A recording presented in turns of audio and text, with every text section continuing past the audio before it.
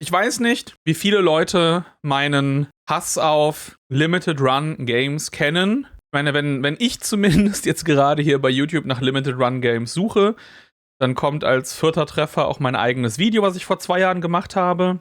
Und während die Wartezeiten auf eine Lieferung zumindest jetzt endlich deutlich besser geworden sind, gibt es immer noch viele, viele Probleme, die ich mit dieser Firma habe. Und dann kommt von einem Account, der schon mal vor 3 Jahren ein Kritikvideo zu Limited Run Games gemacht hat, nochmal daher mit einem Film. 90 Minuten. Ich hoffe, ihr seid ready.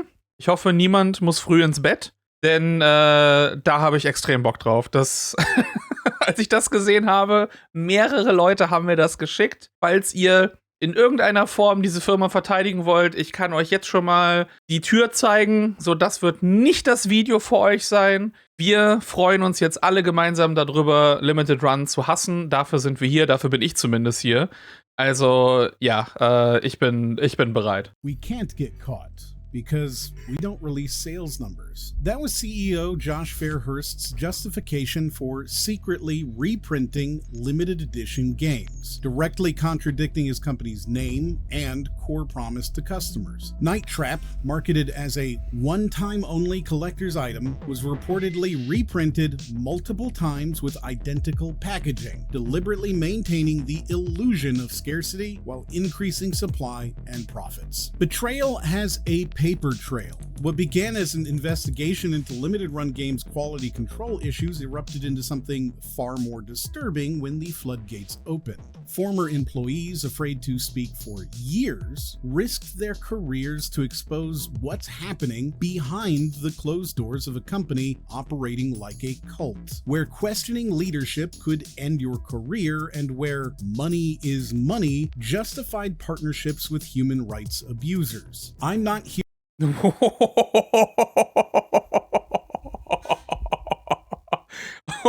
What the fuck? What the fuck? Aber ja, diese Reprint-Sache und eben auch, oh, wir kündigen Sachen an als die einzige Möglichkeit, die ihr den Kram bekommen könnt, und dann findest du nachher heraus, oh, jetzt gab's doch noch mal einen Print an der Stelle, sonst was. Mein großer Beef mit denen ist auch, dass sie für 2023 eine Stelle in Europa angekündigt haben, die es bis heute immer noch nicht gibt. Du bist immer noch gezwungen, von den USA die ganze Scheiße zu importieren, mit eben auch den Versand und dann noch den Zollkosten, die oben drauf kommen. Das heißt, ein $40-Spiel, was nach aktuellem Umrechnungskurs jetzt so 35 sind, da werden dann schnell mal trotzdem 50 € draus, wenn man dann nochmal Versand und Zoll oben drauf rechnet. Und während andere Firmen das in der Zwischenzeit hinbekommen haben, wie zum Beispiel fucking Fangamer, wo ich jetzt die physische Version von, in dem Fall Pizza Tower, vorbestellen konnte für 40 €. Und dann ist es aus Holland Versand. Es ist Versandkosten von 5 €, die ich dafür bezahle, und muss dann eben noch keine Zollkosten oder sonst was drüber bekommen. Mehr wollte ich eigentlich die ganze Zeit nicht haben. Aber ja, das hat man auch nicht hingekriegt, weil es viel wichtiger ist, alle 5 Minuten irgendeine neue Edition von einem Spiel anzukündigen. Here with rumors or speculation. Everything you're about to hear comes from verified sources who worked inside limited run games. People who provided internal documentation, financial records, and consistent and cross-referenced accounts that reveal 3 interconnected systems of abuse. A toxic workplace where executives screamed at employees until they shook with fear, where HR complaints were weaponized against those who filed them, and where loyalty to Josh was valued above competence or ethics. Financial improprieties that range from Josh secretly paying himself double without board approval to converting company credit card rewards into Coach gift cards for personal profit, all while employees struggled to receive promised raises. And perhaps most damning, the systematic deception of customers who believed they were supporting game preservation, only to discover they were funding what one insider described as professional scalping institutionalized into corporate form. I want to be clear, I'm not a drama tuber with a vendetta against limited run games. Vor allem Präservation, also es hat absolut fucking gar nichts mit Präservation zu tun. So, du gibst die Möglichkeit, manche Spiele physisch zu kaufen. Aber dann wird auch versprochen, oh ja, das werden dann die finalen Sachen sein. Dann hatten wir genügend Editionen, wo es Probleme gab, wo dann nicht das finale Spiel auf der Disk war oder wo später dann noch eine geupdatete Version irgendwie rausgekommen ist. Wenn du dir damals Streets of Rage 4 bei Limited Run gekauft hast, hast du eine schlechtere Version als die physische Version, die dann ein Jahr danach ganz regulär im Handel rausgekommen ist. Ne? Nur so mal als Beispiel. Also, und wenn es wirklich Präservation wäre, dann würdest du die Spiele wollen, sie permanent in die Läden reinzustellen, dass du da eben auch Sachen nochmal nachkaufen kannst. Und die eigentlich wirklich, wenn du 100% hinter Präservation stehst, dann GOG. So, Spiele digital ohne DRM verfügbar zu machen, das ist die einzig wirkliche Form der Spielepräservation. Das ist die einzige Möglichkeit, die Dinger für immer verfügbar zu machen. Never even purchased their products. No, the evidence accumulated over years from former employees, industry partners who have pulled me aside in events, and strangers who leaned in at gaming conventions to offer insider context have painted a disturbing picture beyond shipping delays. This video isn't just about one company's failures. This is about what happens when a business built on preserving gaming history betrays the very values it claims to champion, and the real human cost of that betrayal. This is the darker truth about limited run games. The most public betrayal was saved for those who trusted Limited Run the most, its customers. The company's most visible deceptions targeted the very collectors whose passion fueled its success. The preservation mission that customers believed they were supporting masked a business model built on systematic deception, where what appeared on the website and what arrived in the mail were often entirely different things. Sources familiar with the company's operations revealed that Limited Run Games' claim of producing strictly limited quantities of physical releases was undermined by internal practices, particularly in the case of Night Trap for PlayStation 4. According to those with direct knowledge of production decisions, Night Trap was allegedly reprinted multiple times despite marketing that suggested a one-time only release. While the first printing was prominently labeled as a limited run, subsequent production runs reportedly maintained identical packaging without any indication they were reprints, creating the appearance of scarcity while actually increasing supply. This practice was particularly notable because Night Trap was one of the company's earliest and most prominent releases. Das Video ist sponsored by G. Das wär unfassbar lustig. Ich meine, das würden die ja niemals machen, weil das so Slander gegen andere Firma aus der Industrie ist. Aber meine Fresse wäre das lustig. Hast du gesehen, dass Limited Run Games einen Strategy Guide zum ersten Shantae verkauft? Ich meine, generell die ganzen Goodies sind so lame die meiste Zeit. Und auch wirklich nur dafür da, nochmal die ganzen Preise hochzutreiben. So, was war das? Ein Skateboard bei Bill & Ted? Einer Collection von 2 Spielen, die scheiße sind. Also wirklich beschissene NES-Spiele. Nur um dann mit irgendwelchen Collectors Editions noch Markup hochzutreiben. Und dann hatten sie nicht mal die Rechte für die Spiele für ein komplettes Jahr gesichert. Das heißt, auch, dass sie dann digital das Ding irgendwie angeboten haben, das war nach ein paar Monaten, musste das wieder runtergenommen werden. Und auch bei denen, so die Spiele, die sie digital veröffentlichen, das ist so, die eigentlichen Versionen von den Spielen sind vollkommen fein, aber wenn ich mir erneut so die Remasterarbeit von anderen Studios ansehe und was noch zusätzlich da reingepackt werden kann, wie auch die Menüs aussehen und das ganze Bonusmaterial angeboten wird, das ist so auf einem absoluten Minimum leider. Und ich finde das halt schade, weil da arbeiten ja Leute, die ich respektiere. Also, dass du eben dann auch bei Limited Run und die Remaster, die sie selber machen, die Carbon Engine, dass die ja auch von hier Modern Vintage Gamer geführt wird. Und wenn du dir die Spiele an sich anguckst, dann laufen die auch gut. Dann sieht das auch vernünftig aus. Aber es ist so der ganze Zusatz, der ganze Drumherum-Kram, wenn ich das dann vergleiche mit Versionen von M2 beispielsweise oder eben von Night Dive, dann fehlt da so fucking viel. Und ich glaube nicht, dass das daran liegt, dass die Leute, die jetzt da mit dieser Carbon Engine arbeiten, irgendwie nicht so gut sind, sondern dass wahrscheinlich nicht das Budget dafür freigegeben wird, dass nicht so viele Leute daran eben arbeiten können. Und das ist eben auch nochmal so ein Gefühl, was ich bekomme von, okay, möglichst günstig das Ganze umsetzen, wie es geht. Und dann kosten diese Spiele unfassbar viel. Also ich mag Tombi oder Tomba, je nachdem, in der Region. Aber das war zu viel Geld für ein wirklich simples Remaster von, ich will das ja nicht mal, Remaster ist dann, in dem Fall ist es ja auch, okay, wir haben einen PS1-Emulator, der gut läuft. Und dann hier bitte 20, 30 Euro dafür. Oder die 30 Euro, die du für Rocket Knight, was eben so 2 Super Nintendo, eine Mega Drive ROM ist. Für 30 fucking Euro. Mit absoluten Basic Bitch-Ass-Funktionen drin, was den Emulator betrifft.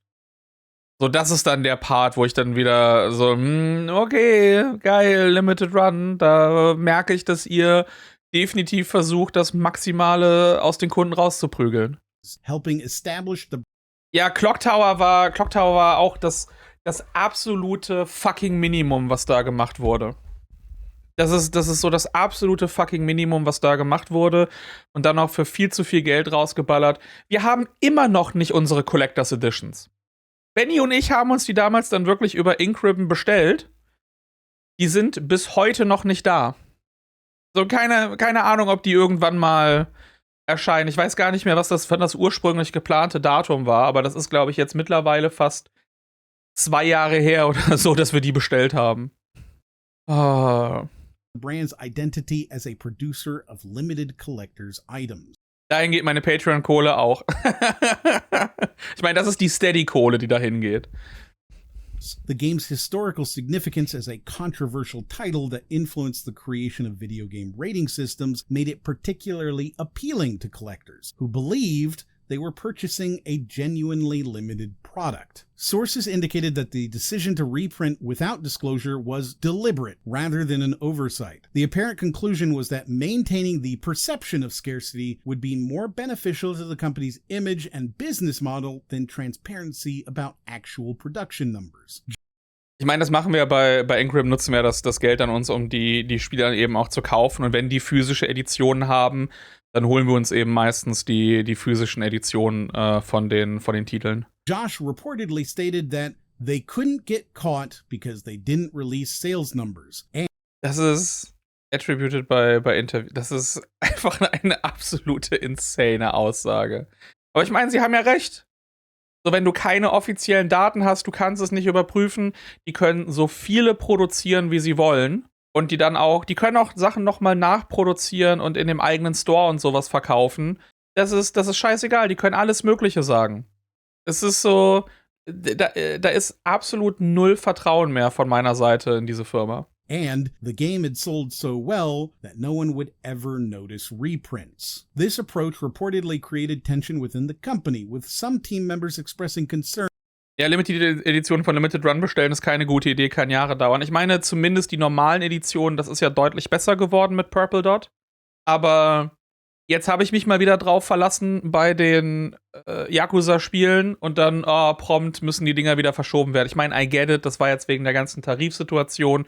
Trotzdem ist es wieder so gefühlt typisch Limited Run. So, weil ich gehe nicht davon aus, dass meine Pizza Tower-Version nochmal verschoben werden muss. Und da habe ich sogar ein komplettes Enddatum. Da ist es nicht ungefähr der Monat, sondern da habe ich da sogar ein festes Datum für. Also, ja, ich find's. Und dann halten sie die Dinger halt so hostage. Weil, du willst gerne eine physische Version von Yakuza für die Xbox haben, die du sonst niemals bekommen wirst. Ja, geil. So, wenn ich es irgendwo anders kaufen würde, dann würde ich das gerne tun, aber bleibt mir halt dann nichts anderes übrig. Das ist halt die Scheiße davon. That the practice undermined the fundamental promise implied in the company's name. However, the financial success of the strategy, with collectors continuing to pay premium prices for what they believed were limited products, apparently reinforced the decision to continue the practice with other releases. The 3DO D the Collector's Edition release stands as perhaps the most egregious example of customer deception at limited run games, but former employees revealed this wasn't an isolated incident or oversight. What makes this situation particularly troubling is that the use of CDRs instead of properly pressed discs wasn't a new concept that caught leadership by surprise. It was a possibility that had been explicitly discussed years earlier. Multiple sources confirmed that long before the 3DO release, Josh and other executives had specifically discussed using CDRs as a cost-saving measure. This wasn't something that came up for the Verwundert mich leider auch überhaupt nicht. Also für die Leute, die es damals nicht mitbekommen haben, das war zu Recht ein Skandal, dass sie die Titel nicht eben auf qualitative Discs gepresst haben. Das ist ja ein anderer Vorgang. So eine Disc pressen lassen und einfach auf so eine CDR brennen. Das sind zwei komplett unterschiedliche Vorgänge und eben auch was die Qualität betrifft. Und dann kaufst du extra so den teuren Re-Release von Limited Run und stellt sich nachher heraus, ja, die haben das einfach nur auf irgendwelche Billo-CDs gebrannt. Hervorragend. First time due to manufacturing delays, explained one former product manager with direct knowledge of these earlier conversations. The idea of using CDRs instead of pressed discs had been floated years before and explicitly rejected at that time because of concerns about quality and customer expectations. During those earlier discussions, team members had raised specific concerns about the fundamental difference between CDRs and pressed discs, particularly regarding longevity, durability, and appearance. One source recalled a specific conversation where the shorter lifespan of CDRs was explicitly discussed in the context of LRG's preservation-focused marketing. We had this whole conversation about how using CDRs would completely undermine our claim of preserving games for future generations, the source explained. Everyone understood that CDRs are temporary media. They're not archival quality. That's why the idea was rejected initially. What makes the 3DO situation particularly damning is that email correspondence from April 2023 shows Josh was directly engaging with the BioFury developer who... Warte mal, lass mich mal... Hi Douglas, hi Josh. I have recently developed a first-person shooter for the 3DO from scratch. BioFury, it is my own custom, blah, blah, blah, blah, blah. Do you have a build that and Audi could try out? Okay. Thank you for the reply. That sounds awesome. You can find the NTSC ISO file here on my GitHub. Download. Okay, testing. For real hardware tests, I burned a CDR and also used an ODE. Each level was... Okay, alles klar, gut. Also ODE is Optical Disc Emulator. Who explicitly mentioned testing his game using CDRs on real hardware. This directly contradicts LRG's later public statement claiming they found quality and reliability issues when attempting to press 3DO discs, and only discovered compatibility problems after shipping to customers. The developer's detailed testing documentation describing both CDR and ODE, optical drive emulator testing, demonstrates that LRG leadership was fully aware of the testing methods and media types used for 3DO games long before manufacturing began. When manufacturing partners later proposed using CDRs to meet the announced release deadline, Josh allegedly approved the substitution despite having previously acknowledged these fundamental quality differences. Most troubling was the deliberate decision not to inform customers of this substitution. There was a specific moment where someone asked if we should notify customers about the change before shipping, one former quality control specialist recalled. The decision was made not to say anything and hope people wouldn't notice or care. When customers did eventually notice, identifying the distinctive appearance of Ja, Spiele auf CDR brennen, macht sie auch noch limitierter, auch was die Zeit betrifft, ja. Ich kann halt diese Collectors nicht respektieren, die für den Müll ultra hohe Preise bezahlen und diese legitimieren. Ich meine, die Sache ist ja, wenn du ein Produkt haben willst, und das ist die einzige Möglichkeit, das in der Form zu bekommen, kann ich jetzt nicht wirklich da sagen, oh ja, du musst, weil die Alternative ist dann eben das Produkt nicht zu kaufen, aber dann wird es auch ansonsten nicht geben. So, das, wo ich natürlich so ein bisschen immer fragwürdig draufblicke, sind diese riesigen, überteuerten Collectors Editions, wo ich dann das Gefühl habe, holst du das wirklich, weil du es haben willst? Oder weil es nur eine große, überteuerte und dann eben auch sehr seltene Collectors Edition von dem Spiel ist, die du als Teil deiner Sammlung haben willst? Das ist so der Aspekt, den ich dann persönlich nicht wirklich nachvollziehen kann. Aber das ist ja trotzdem die individuelle Entscheidung von Leuten, die das dann kaufen. CDRs compared to press media, the company's initial response was to deny or downplay the issue. Only after substantial evidence mounted and the public pressure intensified did LRG acknowledge the substitution and offer replacements. Even then, sources describe how the internal focus remained on damage control rather than addressing the ethical breach. The conversation wasn't, "We need to make this right because we misled customers." It was, "How do we make this PR problem go away with minimal cost?" Oh, of course. A former team member explained. This pattern, where a quality compromise was knowingly approved, information was deliberately withheld from customers, and remedies were only offered after public exposure, suggests the CDR situation wasn't an anomaly, but rather a manifestation of a deeper approach to customer relationships. Ach du Scheiße. Ich hätte sehr gerne die große, teure Version von Monkey Island zu Hause. Zum Glück hatte ich das Geld nicht. Ich meine, so kann man es auch sehen in dem Fall. The fact that the specific limitations of CDRs had been previously discussed and acknowledged makes the decision to use them without disclosure particularly difficult to attribute to oversight or misunderstanding, as their public apology attempted. Ich meine, selbst Oversight und sowas, also come on. Das ist eine Sache, die weiß man. Das machst du, CDRs benutzen oder halt der Disk richtig pressen. So, sorry, das ist etwas, was du gerade in dem Raum wirklich wissen solltest. Oder die Leute auch wissen. Also dafür arbeiten zu viele Leute bei Limited Run, die Expertisen im Retro-Bereich haben, die selber extensive Sammlungen betreiben. Also, das ist eine Sache, die ich, selbst wenn es jetzt nicht, das macht es einfach noch mal schlimmer, so zu hören. Aber von vornherein wäre es eine Sache, wo ich keine Ausrede irgendwie akzeptieren würde. Weil das ist keine Firma, wo, wir haben das mal hier und da probiert, sondern da sind Leute, die an sich Ahnung davon haben. As one source who was present for the decision summarized, this was a case where everyone involved knew exactly what they were doing. The hope was simply that customers wouldn't notice or care enough to make it an issue. This calculated risk with customer trust reveals how far the company had strayed from its stated commitment to game preservation and collector respect. By the time of the CDR controversy, the transformation was complete. A company founded on creating lasting physical artifacts was now knowingly shipping products with limited lifespans, the antithesis of preservation. The internal justification that most customers will never even play these games anyway reveals how thoroughly most customers. Also ich meine, wie gesagt, ne, das ist halt so alles basierend auf den Sources, die er hat, allegedly. Das muss man noch mal im Hinterkopf behalten, ne, das auf jeden Fall.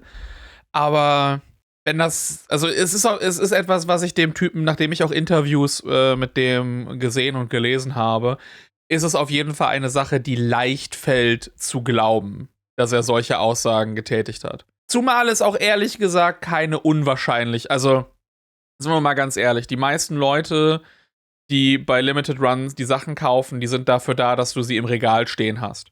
Und du hast auch noch mal einen großen Teil, gerade die diese extra Collectors Editions kaufen, die sind auch dafür da, damit du die sealed in den Schrank packst und dann nie wieder anrührst, bis du es irgendwann später mal verkaufen kannst oder einfach nur zur allgemeinen Wertsteigerung der Sammlung oder auch so für dich selber, dass du das Gefühl hast, eine seltenere, wertigere Sammlung zu haben.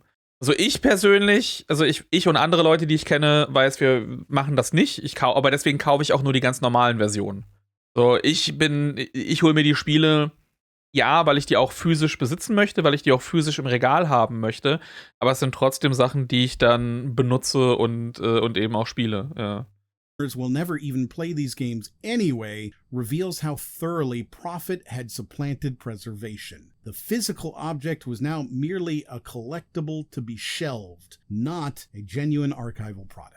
Beyond the high-profile examples already discussed, further employees described a systematic pattern of shipping products with known quality issues based on what had become the company's unofficial internal mantra: "It's good enough." Multiple sources confirmed that legitimate quality concerns raised before shipping will frequently be dismissed with this phrase, creating a culture where compromise standards became the norm rather than the exception. There was this sense that as long as the product wasn't catastrophically bad, we could ship it and deal with complaints later, one former employee explained. The threshold for what constituted good enough kept getting lower over time. This attitude manifested in various product issues, from printing errors and misaligned artwork to more substantive problems with game functionality or missing features. While some level of manufacturing variation is normal in physical products, sources indicated that known issues that could have been fixed before shipping were routinely allowed to proceed rather than delay releases or incur additional costs. Und das bei Spielen, die sowieso notorisch spät erschienen sind. Notorisch deutlich später als ursprünglich mal angesagt dann eben rauskam. When you add in the fact that the only person who could review or approve anything was Josh, and he was unapproachable to the average employee. Wenn ich bedenke, dass ich 2018 oder so mal mit Douglas oder Josh geschrieben hatte, Douglas hatte ja auch keinen Bock mehr auf Josh gehabt und ist deswegen raus bei LRG gewesen. Ja, und das, was ich halt so, keine Ahnung, so seltsam finde, ist halt, dass weiterhin Leute da arbeiten, die ich halt, also deren andere Arbeit ich wirklich respektiere. So, ich kann's verstehen bei Alex, der sowieso für die Super Deluxe Sachen zuständig ist in Japan. Und die finde ich auch gut. Die verkaufen ja ihre Sachen auch nicht exklusiv über die Webseite, sondern bieten die auch bei ganz normalen Retailern zum Start direkt an. Und dann kommen sogar die Versionen von denen teilweise früher in den Laden als mein. Ich weiß, ne, deswegen habe ich ja damals auch das Video gemacht bei Soulcrester.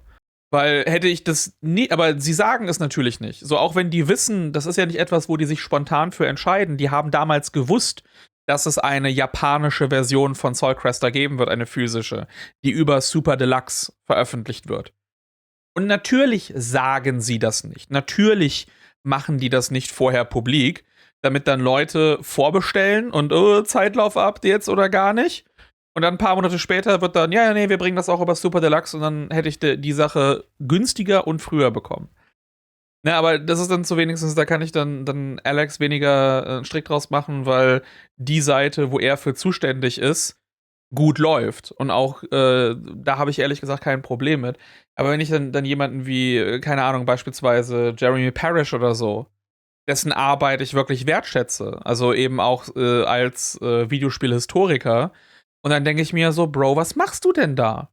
Also, du musst doch auch von diesen ganzen Sachen wissen. Und es ist jetzt nicht so, als ob du da vollkommen von abhängig wärst mit den mit sowieso den Beziehungen, die du hast, entweder woanders zu arbeiten, plus noch den eigenen Patreon, plus noch den Patreon über Retronauts. Also kann ich mir jetzt ehrlich gesagt nicht vorstellen, dass das so diese Make-or-Break-It Stelle ist, bei der man dann irgendwie arbeiten muss. Also ich weiß es nicht, weil ja, darüber dann sagen, mit NDA und bla bla bla, und das kommt dann für viele nicht so cool. Von mir aus kann ich persönlich auch nicht nachvollziehen, aber ich bin auch jemand, ich verbrenne lieber 500 Brücken auf einmal, bevor ich die Fresse halte. Aber das ist immer so eine Sache, wo ich so ein Stück weit immer Respekt vor Leuten verliere, die da weiter mit dieser Firma irgendwie zusammen. Ne, ich kann es auch bei Mega 64 kann ich es eher verstehen.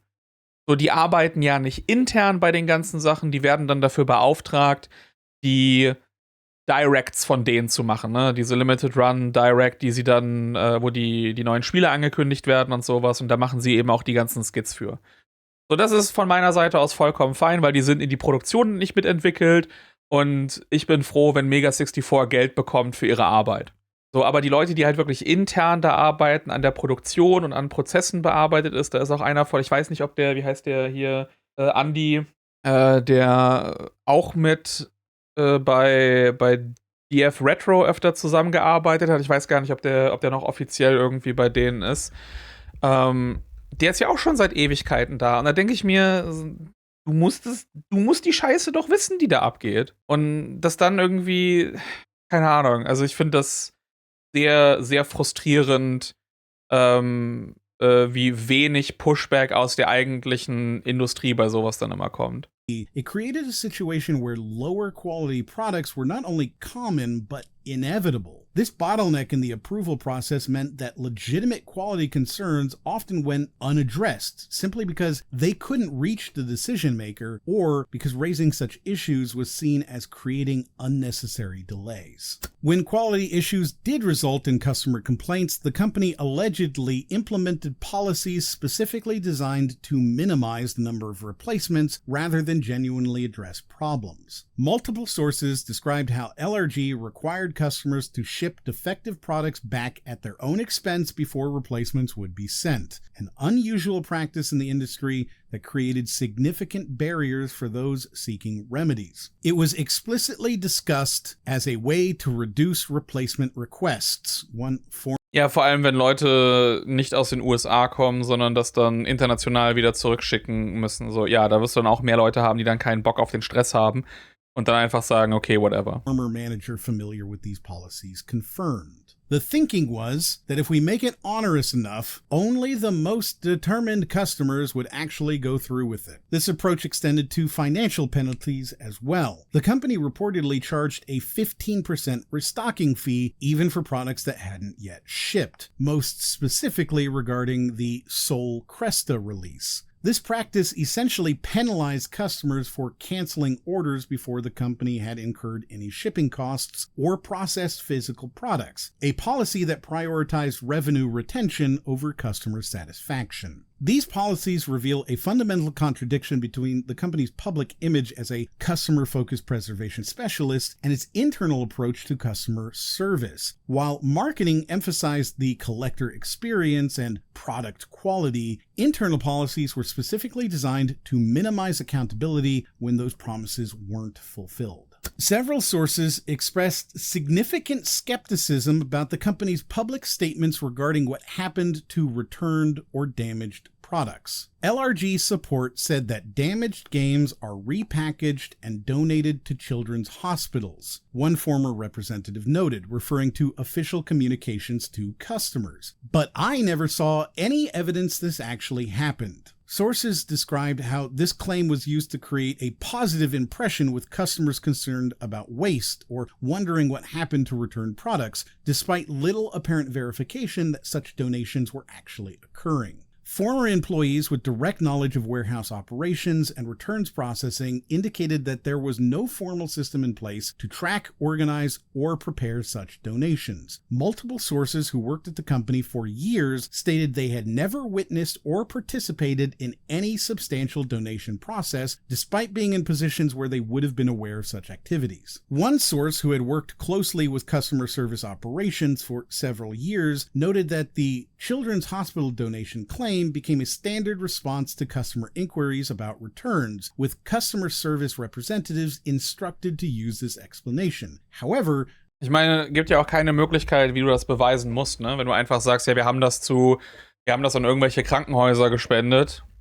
Wie willst du das überprüfen, ob die Leute das tatsächlich gemacht haben oder nicht? This same source indicated that they had never seen documentation or photos of any such donations, nor were they aware of any specific children's hospitals with which the company had established relationships. Another source noted that returned or damaged products were often held in a designated area of the warehouse, but the ultimate disposition of these items remained unclear. While not ruling out that some donations may have occurred, this source emphasized that the volume of items they observed in the returns section did not appear to diminish in a way consistent with regular charitable donations. Further, LRG would eventually stop saying returns and damaged goods were donated at all, instead saying that they would be be repackaged and sold at conventions and at LRG's eventual physical store, a significant shift in the narrative that received little public acknowledgement. LRG's approach to purchase limits revealed another troubling dynamic regarding customer treatment. The company maintained a 2 per customer policy for most releases, which sources confirmed was known internally to primarily benefit scalpers rather than genuine fans or collectors. There were many internal discussions about how the 2 per customer limit was essentially optimized for scalping. One former team member familiar with these discussions explained, "1 copy to keep, 1 copy to sell. We knew dedicated fans wanted just 1 copy while scalpers wanted the second, but the policy never changed because quick sellouts looked good for PR." This policy persisted despite recognition that it harmed the very collectors and preservationists the company claimed to serve, because artificially constrained supply, whether through actual manufacturing limits or purchasing policies that enabled scalping, created the appearance of greater demand and allowed for faster sellouts that could be publicized. The deliberate maintenance of a policy known to benefit scalpers directly contradicted the company's public positioning as a champion for game collectors and preservation enthusiasts. This represents another example of how business practices were often at odds with the values the company claimed to uphold.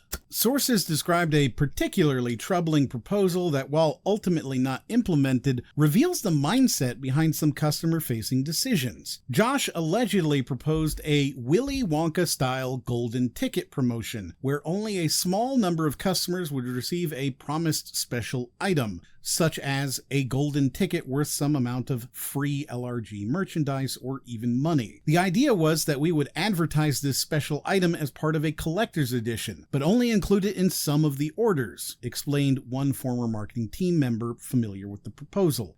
Fucking Michael Scott level marketing Idee. The rest would get a note saying, "Sorry, you didn't win the golden ticket," or something similar. What made this proposal especially concerning was Josh's apparent justification. According to multiple sources, he specifically stated, "We won't have to pay it out because no one will open the games." This calculation Es ist einfach alles auch viel zu leicht, sofort zu glauben. reportedly relied on the knowledge that many limited run customers purchase games as sealed collectibles rather than for play, meaning most of the winning tickets would never be discovered, while potentially increasing sales from collectors who would buy several copies to try to win. Multiple team members reportedly objected to this proposal as fundamentally deceptive. The strategy would essentially exploit the collector mindset while knowing that most would likely remain sealed on shelves. According to sources, the idea was ultimately abandoned after these internal objections, but the fact it was seriously considered speaks to a troubling approach to customer communications and a willingness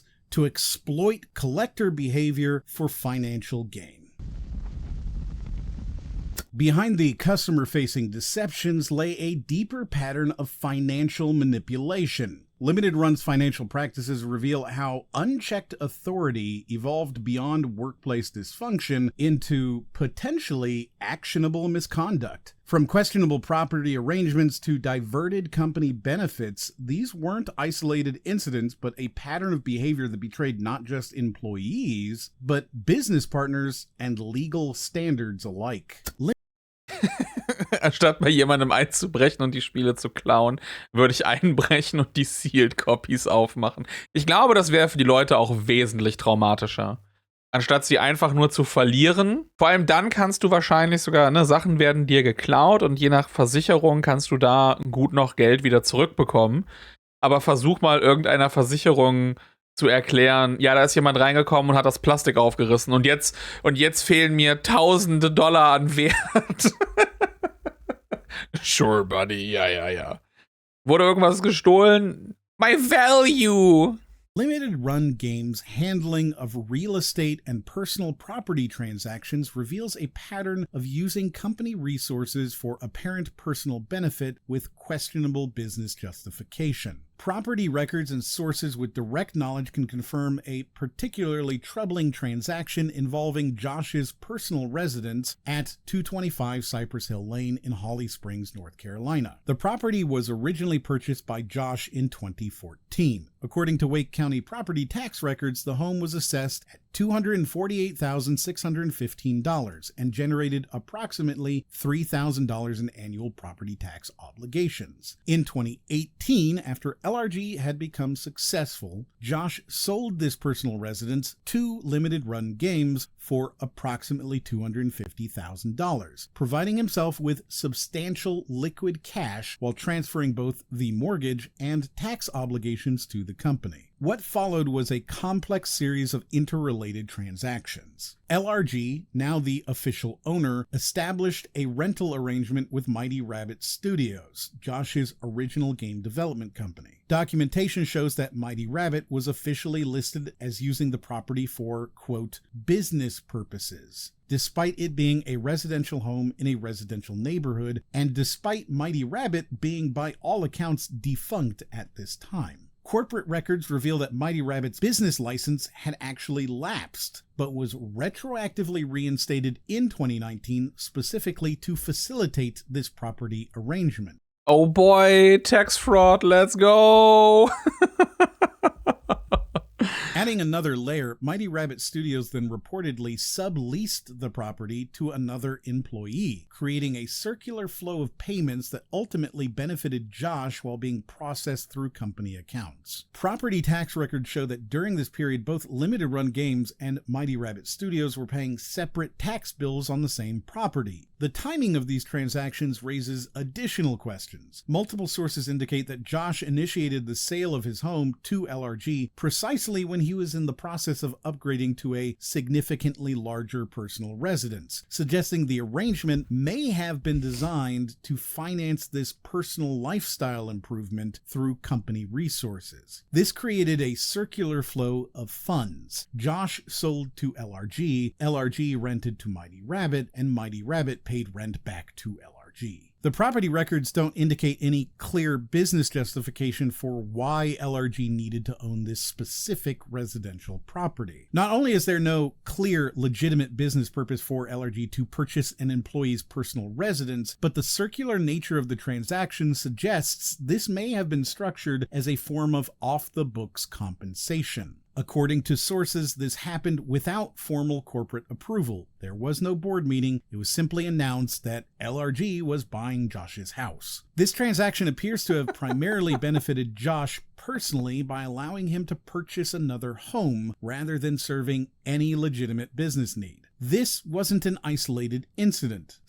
Least scammy CEO. Sources confirmed that Ben Moore similarly sold his personal vehicle to LRG without clear business justification. Ben's car became a company car overnight with no actual change in how it was used, one former executive noted. It was just a way to get the company to buy him a car. What makes these transactions particularly troubling from a corporate governance perspective is the apparent lack of proper board oversight. Sources with knowledge of LRG's governance processes indicated these significant asset purchases were never properly presented to or approved by the board as required for related party transactions. Instead, they appeared to be executed as executive decisions, despite the clear personal benefit and potential conflicts of interest they represented. The house scheme didn't just represent a blurring of personal and company finances, it symbolized a fundamental shift in priorities. While publicly championing game preservation, Limited Run was simultaneously diverting resources away from quality control investments and towards arrangements that primarily benefited executives. The company that claimed to be saving gaming history was now more focused on saving on personal mortgage payments. Beyond property transactions, sources described other mechanisms through which company resources were allegedly converted to personal benefit. Particularly notable was how corporate credit card rewards programs became sources of personal enrichment for certain executives. Sources with direct knowledge described how the significant purchasing volume generated by LRG's operations, including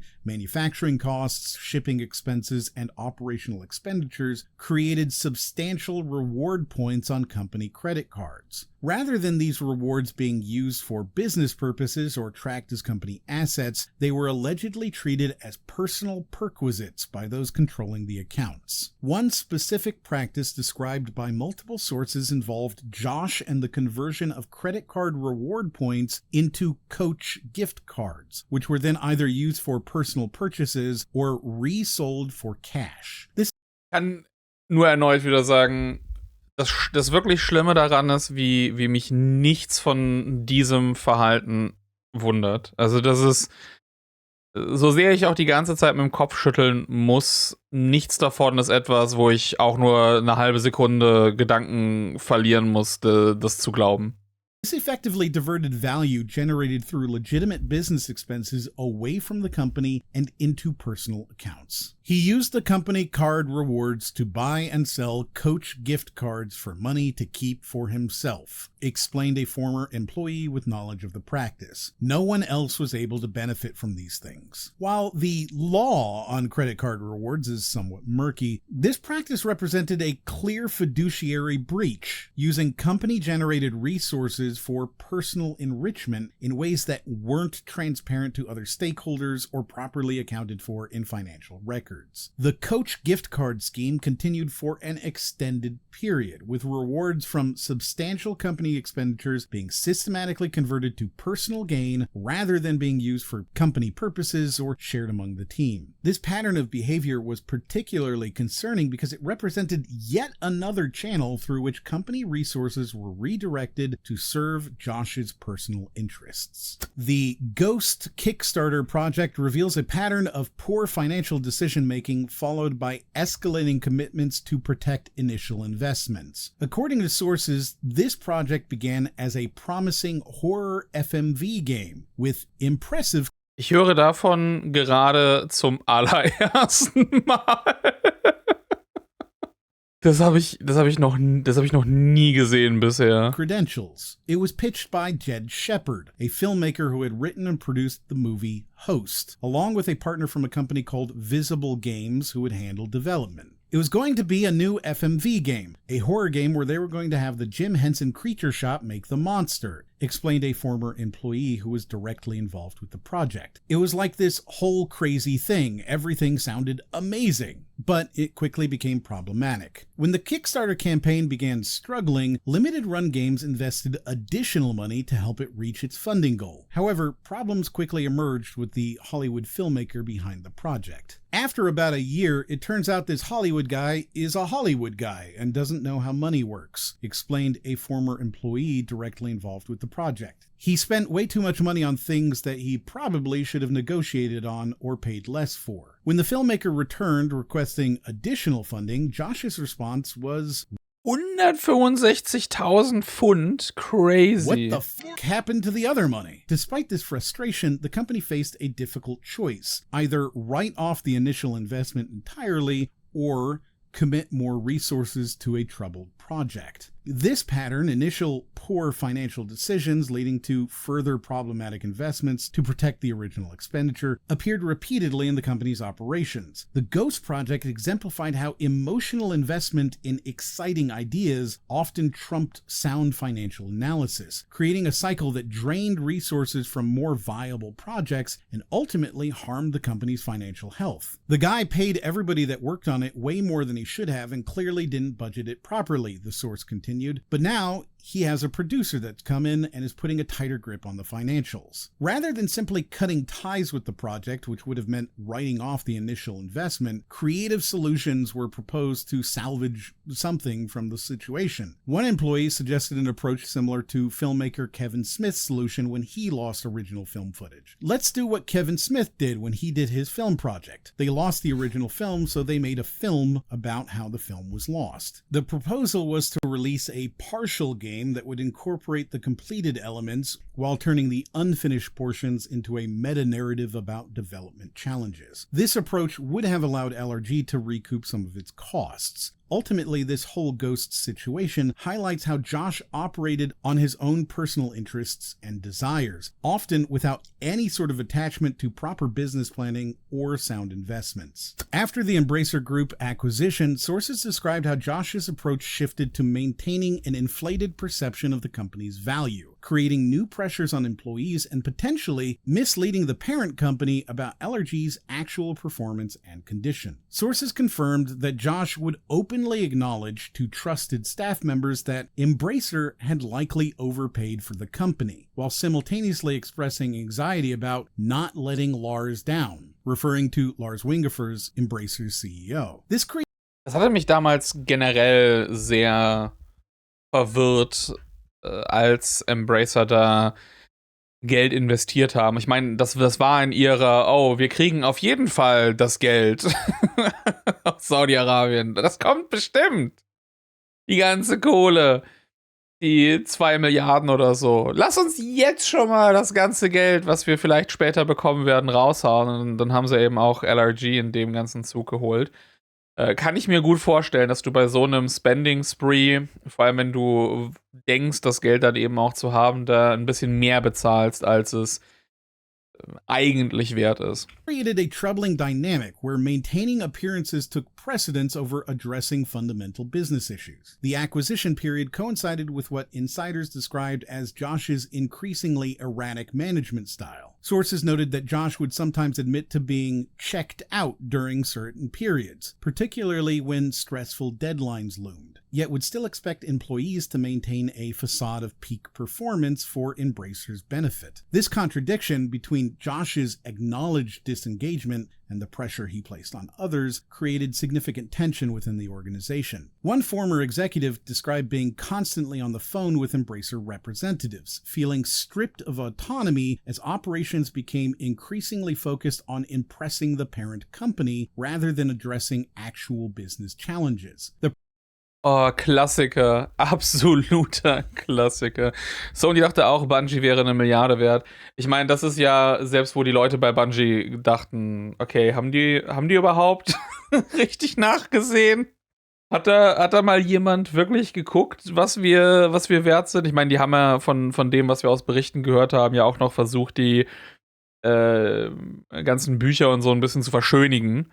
Aber es war wild zu sehen, wie Sony dafür einfach so die Kohle rausgeballert hat, wenn gefühlt alle anderen Leute, also du musstest ja nicht mal wirklich tief in dem, sagen wir mal, in der Industrie sein, um das Gefühl zu bekommen, warte, das fühlt sich nach ein wenig zu viel an, ne? Aber es waren halt die Covid-Jahre, wo die ganzen Firmen einfach mal Geld auch rausgeblasen haben.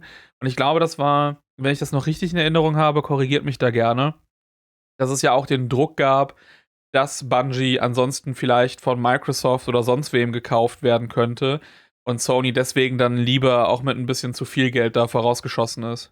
The pressure to justify the acquisition price led to resources being directed towards projects that would look impressive to Embracer leadership instead of improving quality control, addressing customer service issues, or enhancing operational efficiency. The relationship with Embracer created complex dynamics within the company. Embracer representatives would often try to work through internal allies to influence Josh's decisions, creating awkward situations where employees were caught between their loyalty to their direct supervisor and the demands of the parent company. This indirect management approach further complicated an already dysfunctional organizational structure. This post-acquisition period revealed how the questionable practices that had developed during LRG's independent phase continued and evolved under new ownership, potentially misleading not just customers and partners, but now also the parent company that had invested significantly in acquiring the business. LRG's international shipping practices raised significant legal concerns regarding compliance with customs regulations across multiple countries. Former employees with direct knowledge of the company's shipping operations described a pattern of deliberately understating the value of products on customs declarations when shipping to international customers. This wasn't occasional or accidental, according to multiple sources. The practice was described as an explicit policy designed to reduce import duties and taxes that would otherwise be paid by international customers. By marking packages as gifts or declaring values significantly below actual retail prices, LRG systematically reduced customs charges that would typically be assessed on commercial shipments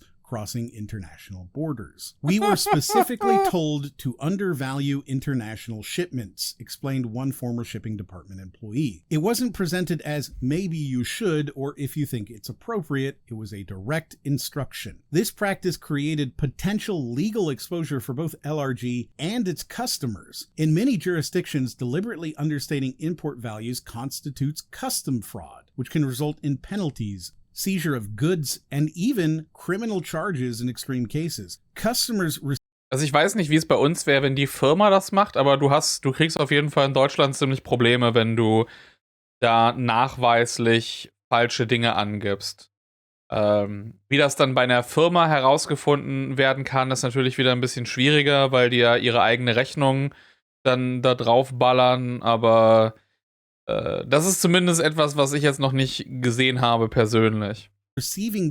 Aber ich weiß auch nicht, ob es dann nur in bestimmten Regionen gemacht wurde. Undervalued shipments could find themselves unwittingly implicated in customs violations if authorities questioned the declared values. This wasn't merely a theoretical risk. According to sources, U.S. customs authorities apparently recognized these discrepancies and initiated an investigation into LRG's shipping practices, though the ultimate outcome of this inquiry remains unclear. This approach may have provided LRG a competitive advantage in international markets by effectively subsidizing part of the import cost, but it did so through potentially unlawful means. Sources indicated the practice continued for an extended period and affected a substantial volume of international shipments, suggesting systematic circumvention of customs requirements across multiple countries, a pattern consistent with the company's approach to regulatory compliance in other areas. Multiple sources with direct knowledge confirmed that during a 2023 industry event, Josh tested positive for COVID-19, yet continued attending in-person meetings with major industry partners without disclosing his infectious status.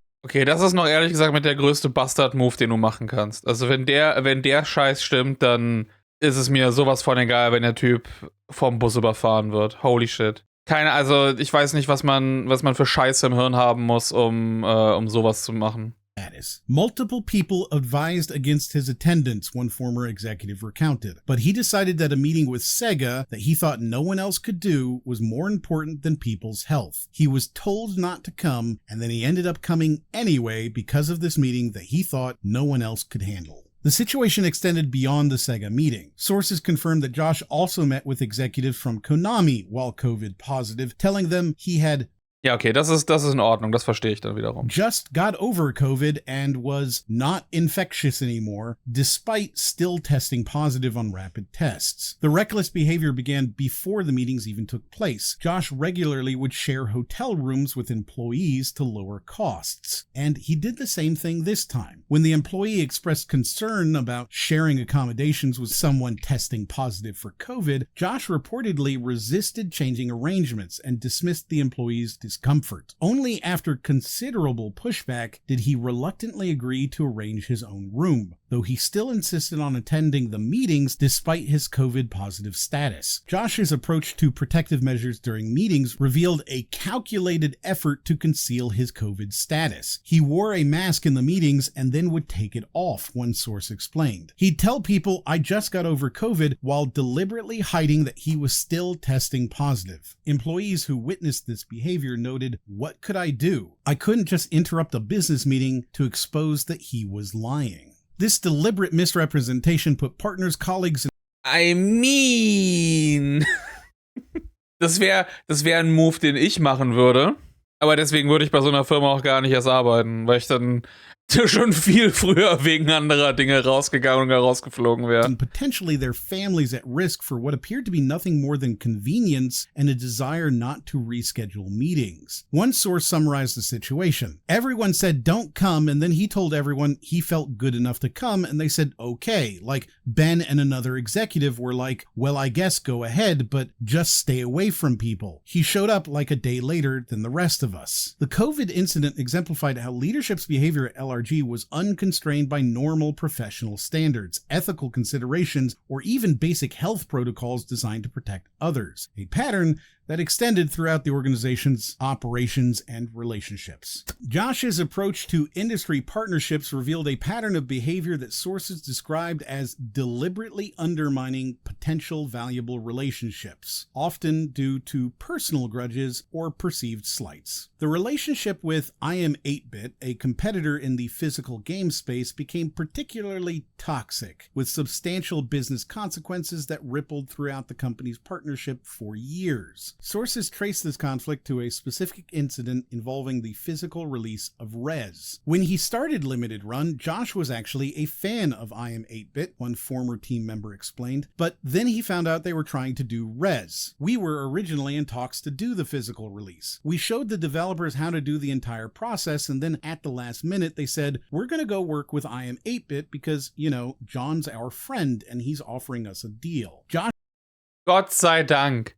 Und Gott sei Dank haben sie das gemacht, weil das ist nämlich auch einer von den Releases, die ich damals über IM8bit geholt habe. Felt completely betrayed when they took all the information we'd given them on how to do the physical and basically handed it to John. Rather than treating this as normal business competition, Josh reportedly took it as a personal betrayal and began what sources described as a vendetta against IM8bit and its co-founder, John Gibson. This animosity quickly became public. One source recalled attending the PlayStation Experience event in 2016, shortly after IM8bit's Rez release. I went up to John and said, "Hey, congratulations on Rez, I'm really excited." However, that night, Josh had gone on a Twitter rant because IM8bit had made a mistake on Rez where they printed one of the covers backwards, and Josh was publicly mocking them, saying, IM8bit should stick to vinyl because they clearly don't know how to print video games. As you might imagine, this created uncomfortable situations for any LRG employees who had attempted to maintain professional relationships. In fact, the source who had said they were excited was now viewed as a liar, if not a spy. This pattern reportedly continued for years, with other LRG team members frequently having to perform damage control after Josh's public criticisms of competitors. The Scott Pilgrim physical release became a particularly contentious example. Reportedly, IM8bit made the grievous insult to Josh of attempting to convince Ubisoft to let IM8bit handle their game's publication. According to sources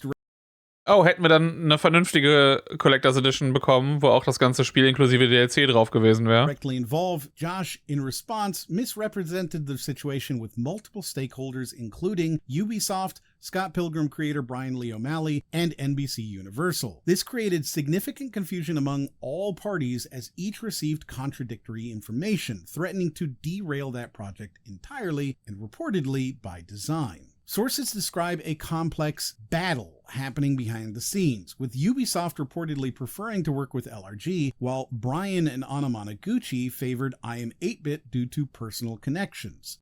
Also wem vertraust du mehr? Ubisoft oder Anna Managuchi?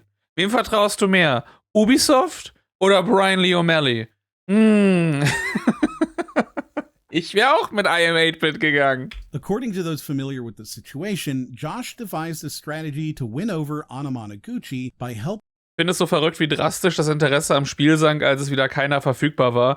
Ja, weil Scott Pilgrim vs. The World, The Game, auch kein gutes Spiel ist.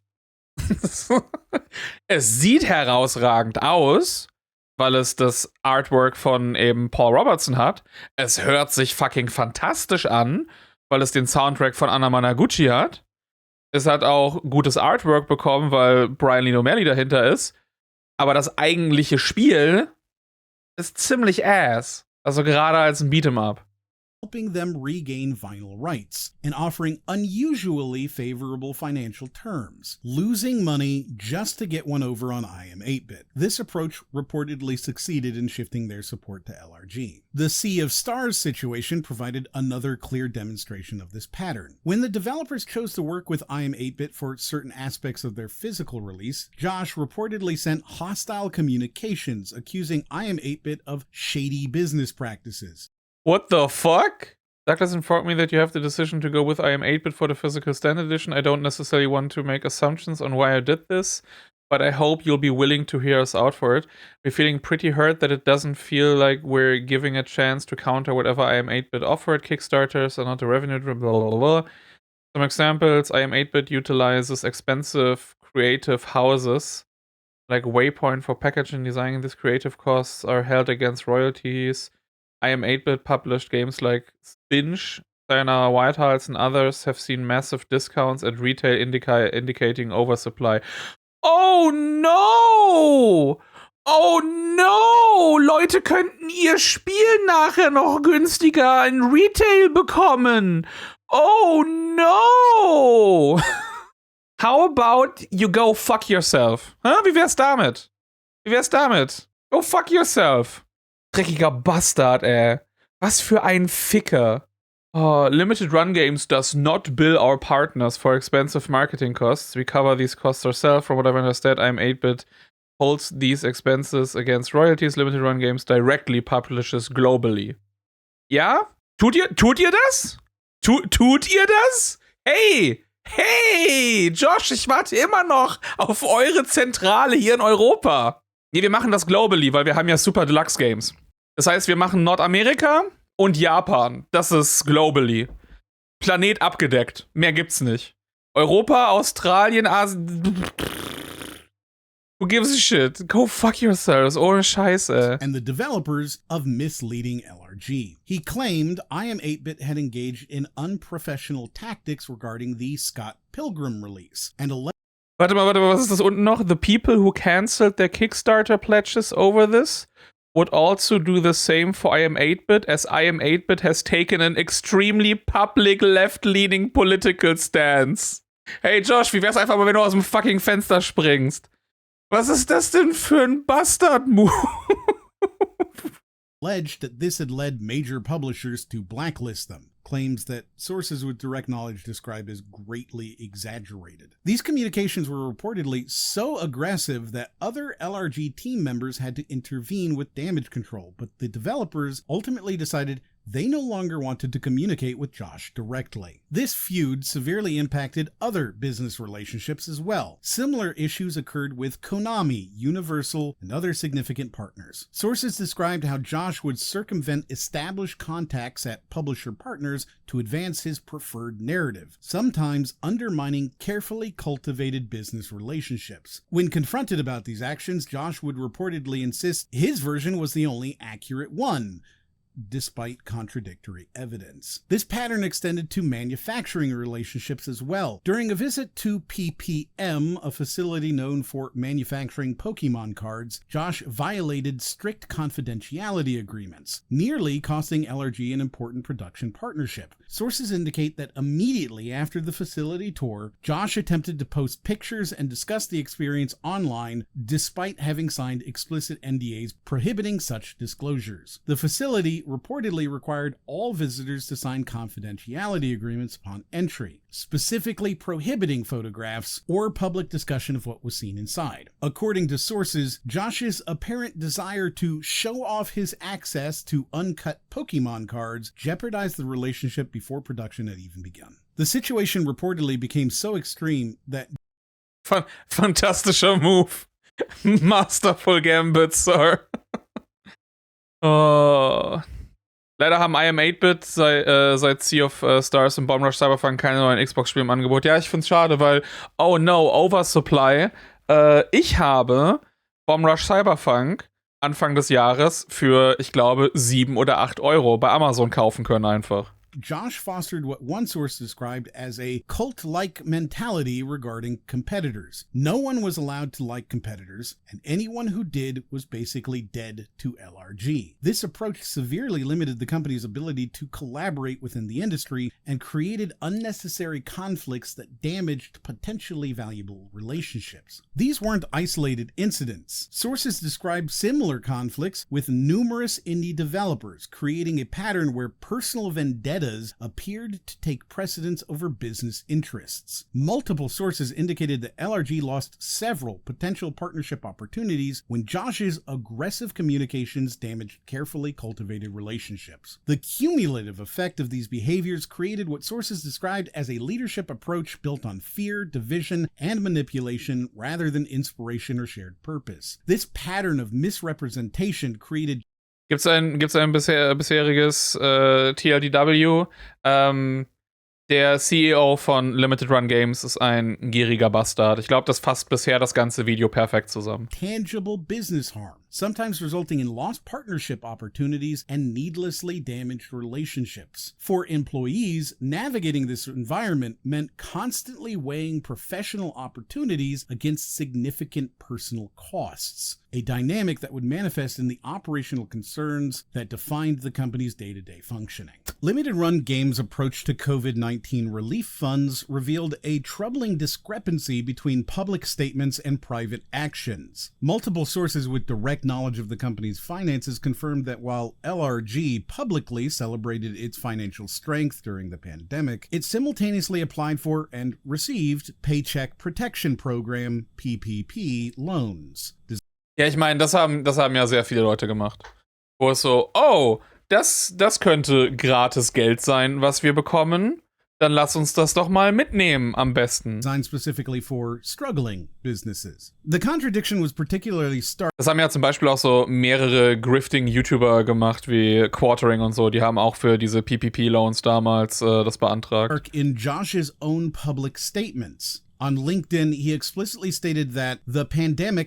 Ist es nicht Teil des Jobs, gieriger Bastard zu sein, wenn man CEO ist? Ich wünschte, ich könnte dir widersprechen. Ne? Several people I have talked to have been shocked to hear that the pandemic has not affected the sales of our physical game releases at Limited Run Games. Physical game demand has risen considerably during the pandemic. Ja, ich meine, das haben wir auch im Gebrauchtmarkt gesehen. Has not affected sales of games, and that physical demand has risen considerably during this period. These weren't casual comments, but deliberate public representation. Auch bei Holy, true, ja, leider.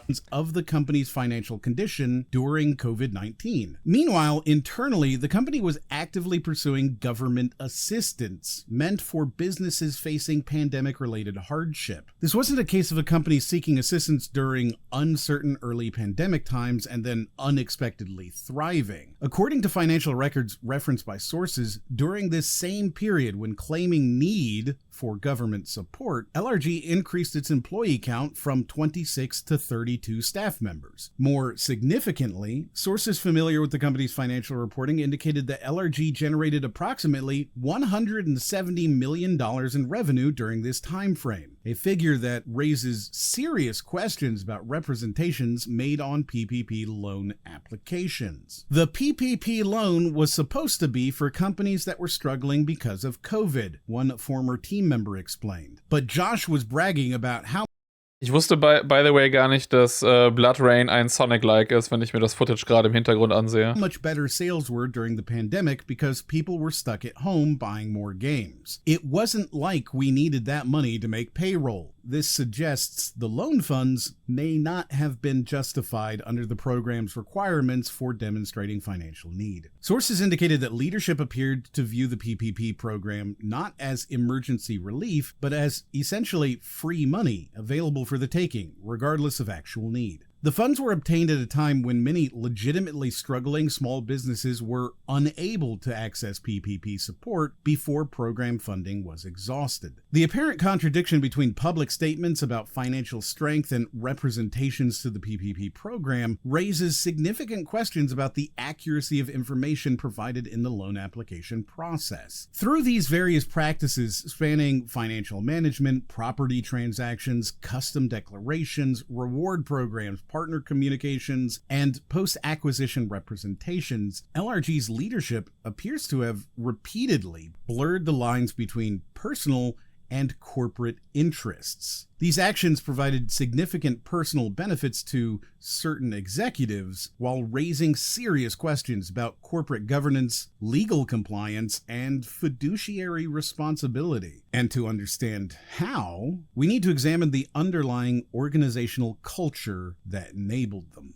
Every corporate scandal has its foundation. At Limited Run Games, what began as an ambitious vision for game preservation rotted from within. The toxic workplace culture we're about to explore didn't just harm employees, it created the environment where the financial misconduct and customer deception you've already seen could flourish unchecked, symptoms of a deeper organizational dysfunction. In healthy organizations, feedback and critical thinking drive improvement. At Limited Run Games, however, former employees described a culture where questioning decisions, even when done constructively and with supporting evidence, was met with dismissal, deflection, and sometimes outright hostility. People will figure it out. This dismissive response from Josh perfectly illustrates how Limited Run Games prioritized profit over customer trust. When QA staff discovered the supposedly physical Doom Trilogy release required an internet connection to play, directly contradicting LRG's core preservation mission, they immediately alerted Josh with ample time to address the issue before shipping. Josh doubled down with an even more revealing justification. Most customers won't even play this without an internet connection, so there's even less reason to care. When staff warned this contradicted... Yay, wir sind für Präservation. Yippie. Fick die ganzen Leute doch einfach. Haha. Spielen ihre Videospiele doch eh nicht. Hervorragende Attitüde. Customers believed they were purchasing and would trigger backlash. He dismissed these concerns, stating, "Doom has been and will continue to be available on just about every console forever, so it wasn't the end of the world." The most troubling aspect wasn't just the DRM itself, but the deliberate decision to withhold this critical information from customers who had pre-ordered under the assumption they were purchasing a truly physical, preservation-worthy product. This wasn't an oversight, it was a calculated choice to prioritize sales over transparency. Predictably, once shipped, customers discovered the issue, and a PR crisis erupted. In fact, the company's public response avoided acknowledging that leadership had been Oh nein, scheinen doch Leute das Spiel zu spielen. fully aware of the issue before shipping. Instead, the narrative was reframed to suggest it had been an unfortunate oversight rather than a conscious decision to withhold material information from customers. Only after enough angry customers and exposing articles were written did Josh reluctantly contact Bethesda, but not before complaining that doing so was jeopardizing the money-making relationship. Former employees were so skeptical of his commitment that many doubted he actually sent the email at all. This pattern, knowingly shipping products with undisclosed limitations, dismissing staff concerns, and addressing issues only after public outcry, became a defining characteristic of how LRG operated beneath its preservation-focused marketing. The insistence on leadership's infallibility extended beyond individual incidents to become a structural element of the company culture. Employees learned that agreeing with leadership, particularly Josh, was valued more highly than accuracy or effectiveness. Those who embraced this approach were rewarded with favor and influence, while those who persisted in pointing out problems or contradictions found themselves marginalized. The company's approach to ethical concerns followed a similar pattern of prioritizing profit over principles. When SNK was purchased by the Crown Prince of Saudi Arabia, who has been accused of numerous human rights violations, including the murder of journalist Jamal Khashoggi, an employee raised concerns about continuing to work with them. According to multiple sources, Josh's response was unequivocal. Money is money. Me taking blood money. Also, hey, Geld ist Geld. Reich werden, indem ich Gamer bescheiße, klingt nach einem Traum. Da kannst du aber auch einfach Grifter auf YouTube werden. Da erzählst du, im Endeffekt brichst du es auf dasselbe wieder runter. Former employee who was present for these discussions recalled the disturbing advice they received. Colleagues insisted that Josh was right, warned they shouldn't be there with their heart on their sleeve, and delivered the shocking statement that all money is blood money. This Ob das Aussagen sind, die Leute sich auch trauen würden, so in der Öffentlichkeit zu tätigen, habe ich eher nicht das Gefühl. Dance created significant internal tension, with the company's legal counsel eventually siding with those who had ethical concerns. The resolution, however, reveals the company's true priorities. Sources indicate that after key employees who had raised these concerns departed the company, Limited Run quietly resumed its relationship with SNK. This pattern demonstrated how ethical considerations were merely temporary obstacles to be navigated rather than genuine principles to be upheld. Another example of how the company's public image diverged from its internal operations. The sigil situation perfectly illustrates the company's intolerance for questioning leadership. During a snowstorm, Ich würde für die Memes Rechtsgrifter werden, aber dann glaube ich, willst du nicht mehr in den Podcast. Nee, dann dürfen wir nur noch im Geheimen befreundet sein. Das ist nicht mehr, definitiv nicht mehr öffentlich. Staff discovered that a major release for John Romero's game, at the time considered a significant opportunity for the company, had no marketing materials prepared, despite the launch date being thoroughly communicated through multiple channels. I remember it snowed that day and a lot of the office was out due to the weather, one source recalled. Despite these conditions, Shadi El-Haddad, the art director, came in through the blizzard to get the... Was war das? Wie YouTube... Untertitel, wie hieß der Mann? Despite these conditions, Shadi El-Haddad... What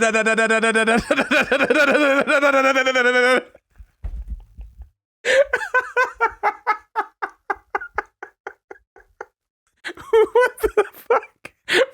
Vor allem, das geht ja theoretisch noch weiter. Oh. The art director came in through the blizzard to get the game on the website. Through their emergency workday, staff managed to make the release available for sale. What happened next revealed the true dysfunction. Instead of recognizing this dedication, instead of recognizing the mistake in allowing this game to fall between the cracks, Josh massively chewed out the staff, claiming no one knew the game was even coming out. This was a surprise to everyone, a claim directly contradicted by documentation. When the marketing department pointed out the date was clearly written on their calendar, Josh's response was definitive. It wasn't on his calendar, and only his calendar mattered. While Josh characterized his leadership as calculated, sources describe numerous instances where his behavior was more emotional and impulsive than strategic. He yelled at me for not working enough and told me, "Fuck you," recalled one employee about bringing a problem with an upcoming release to Josh. Another employee documented an incident where Josh berated them for requesting overtime to complete a promised project. Josh is apparently okay with customers being screwed over and didn't want me to even try to figure out how to save the project and said, "You're the one working on it, so it's your fault." These emotional outbursts created an environment where employees became hesitant to bring problems to leadership's attention, even when those problems directly affected customers. The fear of triggering an impulsive negative reaction effectively suppressed information that could have helped the company address issues before they escalated. Even when Josh wasn't physically present in the office, questioning was actively discouraged. Multiple sources described how Josh would frequently undermine decisions made by others while he was away, particularly when those decisions deviated from his own approach. This created a chilling effect where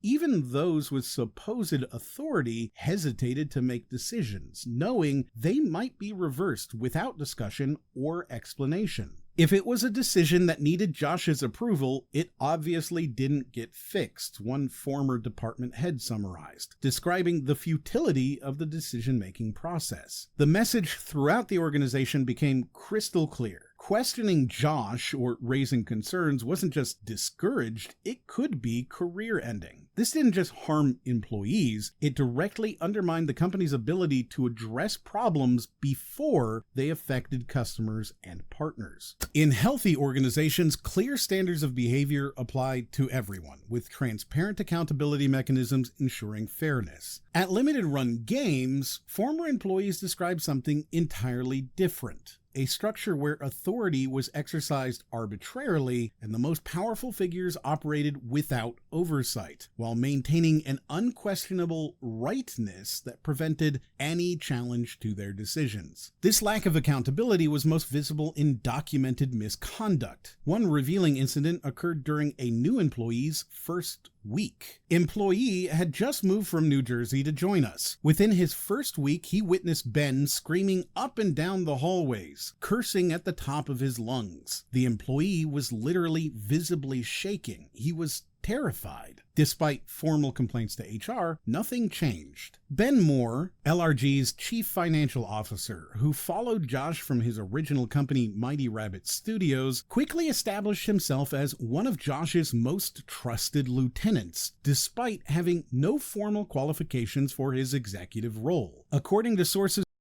Ich meine, wer hat das schon? Sind wir mal ganz ehrlich. who worked directly with him, he became one of the most feared figures in the company. Independent sources described Ben's consistent pattern of verbal abuse, storming into employees' offices to scream in their faces and openly telling people they didn't deserve their jobs. One former employee took anxiety medication specifically because of Ben's behavior, while others worked from home just to avoid him. The situation became so severe that staff issued an ultimatum during the Embracer acquisition. They wouldn't sign unless Embracer agreed to fire Ben if his abusive behavior continued. Ben's power was further entrenched by hiring friends from his bar management days without proper vetting. Most of LRG seemed to be people Ben worked with at a bar, one former manager explained. These hires would cause major problems within the company and could never be fired unless they finally lost Ben's trust, creating a network of loyal supporters who owed their position to Ben rather than qualifications. What made Ben's position particularly unassailable was his relationship with Shadi. Multiple sources confirmed that Josh explicitly stated he refused to fire him in case Shadi left too. This created a situation where Ben operated with what one longtime employee called complete immunity, regardless of how his behavior affected other staff members. One source who worked closely with Ben for years summarized, "I hope to never work with someone that much of a loose cannon that just bled toxicity everywhere he went. Unfortunately, for a lot of this, there is documentation and witnesses." When confronted about Ben's behavior, Josh would respond with excuses like, Ben came from managing a bar, so he was more gruff. Hört sich ein bisschen an wie die hohen Tiere im Kreml. Ich meine, das ist eine ganz, leider eine ganz normale Taktik, dass du die höheren Ränge mit Leuten füllst, die du vertraust, die dir vertrauen, die dann natürlich auch, weil du ihnen den Job gegeben hast, eher gewillt sind, das zu tun, was du von ihnen willst. Du hast ja auch immer noch weiterhin eine gewisse Macht über die, dass du, die wissen ja, dass sie gerade bei amerikanischen Arbeitsgesetzen jederzeit gefeuert werden können. Also, das ist leider etwas, was systembedingt sehr, sehr leicht passieren kann. Ne? Auch deswegen Worker Co-ops deutlich, deutlich besser. Weil da kann nicht einfach ein CEO alles machen, was er will und über die Leute drüber wegentscheiden. Da kannst du durch interne Abstimmungen dann eben nicht nur Leute aus ihren Positionen raushebeln, sondern eben auch tatsächlich die Entscheidungen besser durchbringen. Minimizing clearly unprofessional conduct. When one employee overheard an executive express that they could Das ist ja zum Beispiel auch eine Sache, die das war jetzt nicht dafür, weil ich wollte dann niemanden, der mich generell hinterfragt. Aber eine Sache, die auch bei Activision passiert ist, nachdem Bobby Kotick den ganzen Laden übernahm, dass er Stück für Stück das obere Management mit seinen eigenen Leuten ersetzt hat. Ne? Auch bei Blizzard war das dann später, als sie Blizzard übernommen haben, dass er bei denen im Management Leute von sich reingesetzt hat, dass es ja schon damals keine Personen aus der Spieleindustrie waren, sondern Leute, die seine Business-Philosophie wiedergespiegelt haben, ne? Die auf die gleichen Unis gegangen sind wie er, die so die gleiche Geschäftsphilosophie eben verfolgt haben. Und das heißt, dann besetzt du die Stellen, damit dann nachher auch automatisch alle Leute gleichgeschaltet sind. Dass du nicht mal nur, oh, ich setze die jetzt da rein und dann, weil ich mit denen befreundet bin oder weil, ne, Machtverhältnisse, sondern ich hole explizit Leute, von denen ich weiß, dass sie genauso denken wie ich. Und dann habe ich nicht nur meinen CEO-Posten, sondern eben auch noch das ganze Management-Board um mich herum, die automatisch das Gleiche verfolgen wie ich auch und das dann eben durchsetzen. No longer tolerate Ben's behavior, Josh's response was telling. Don't make me choose between you. This implied both that such behavior was acceptable and that Josh's personal preferences superseded professional standards. According to multiple sources, even when HR complaints were filed, the response was that unless Ben did something insanely bad, there would be no punishments. The most revealing aspect of this toxic hierarchy was that even Ben wasn't immune to Josh's belittling behavior. He already did this to Ben so much that Ben had a meltdown, explained one source who witnessed their dynamic. This created a power structure where abuse flowed downward. Victims of mistreatment became enforcers of the same. Wie viel würde eigentlich eine Reaction auf das 13-Stunden Bionicle Lore-Video kosten? Du meinst das von Ben Saint, das Video? Ich hab das Mega Man-Video von ihm komplett gesehen, aber Bionicle, da hat mich das nicht genügend interessiert. Aber ja, genauso viel wie die anderen Sachen auch. Also 15 € pro halbe Stunde. Kann man sich dann bei 13 Stunden, denke ich, ganz gut selber ausrechnen. Behaviors towards schon mal Moneypool für aufmachen. This pattern reinforced the atmosphere where nearly everyone experienced some form of belittlement or abuse. The shared trauma paradoxically strengthened the dysfunctional system rather than generating resistance, a classic characteristic of organizations where even the lieutenants are both victims and perpetrators. This toxic leadership extended throughout the organization. Robert, another upper-level manager, displayed similar problematic behaviors. Ben and Robert, they love to micromanage people, just like Josh, and they love to be involved in every decision. And they love to yell if you don't pick the decision they wanted, explained a former department head. Though perhaps less directly confrontational than Ben towards some employees, Robert contributed significantly to the toxic hierarchy. Despite his behavior, he remained protected within the company structure, with sources noting that when it came to the rules, it felt like managers got a pass and other people didn't. During Auch das leider wieder etwas, was in viel zu vielen Firmen vorkommt. Interviews, Robert would routinely promise potential employees opportunities for advancement that never materialized. One employee recalled being told during their October 2019 interview that there is room for advancement, a promise that proved entirely false. The pattern extended to mid-level supervisors like Sarah, whose treatment of support staff further exemplified the company's tolerance for abusive management. Multiple employees detailed Sarah's pattern of verbal abuse, including an incident where she reportedly screamed and cursed at her entire Restructuring of the team to Kristen, Douglas, Josh. Okay, good morning. I wanted to follow up with yesterday's conversation with Doug about the restructuring of the company. I have enjoyed working with this company since 2018. Over that span of time, I have realized how certain people have behaved. I have a master's degree in psychology, so I have a little background as to what I have been seeing. This is in regards to Sarah and sometimes Brad. I was wondering if you would be willing to listen to what I have had personally occur to me, blah, blah, blah. I was working on address changes one day and Sarah belittled me in front of co-workers to the point of making me leave the room and work a half day. Oh, das ist... Oh boy. She has gotten into verbal and written yelling matches. Brad and her argue on a daily basis to the point that I had to invest over $500 in headphones to drown them out to focus my attention on customer tickets.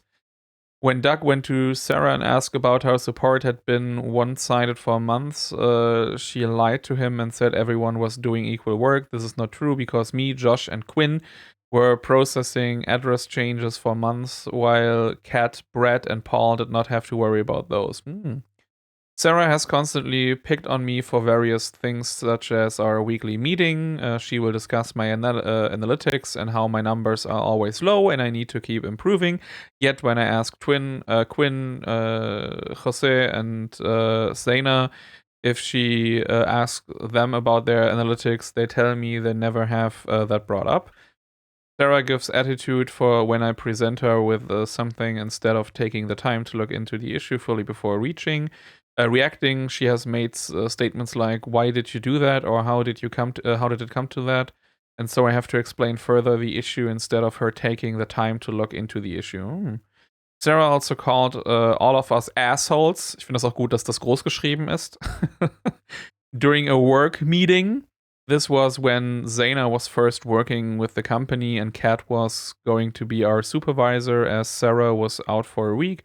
As a supervisor, she should never refer to us as assholes. Ja, weiß ich nicht, wo ist denn das Problem? When scheduling our Saturday shifts for 2022, she went in and rearranged the schedule without notifying support she had done so. Both Sarah and Brad openly complain about customers and sometimes people within LRG. They have mentioned how they think processes and changes being made are ignorant and they laugh rudely about things and it's very unprofessional.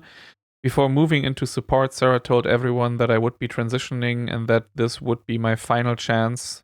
And if I pull anything, I'm gone. I found this comment to be quite harsh. Kann ich verstehen. Before moving into support, Sarah told everyone that I would be transitioning. Also, das ist das nochmal die 10, okay. Ja, klingt nach einer netten Liste an Dingen, ne? Kannst du das so in einer Bombardiro-Krokodilo-Stimme? Ich kann die leider nicht so. Das ist nur dann die jeweiligen Stims, die ich da höre. Team during a work meeting. Behavior witnessed by a visiting parent with HR experience who noted such conduct should be a fireable offense on the spot. When one employee requested a transfer from Sarah's team for medical reasons, Sarah reportedly announced to everyone that this was their final chance, and if they pull anything, they're gone.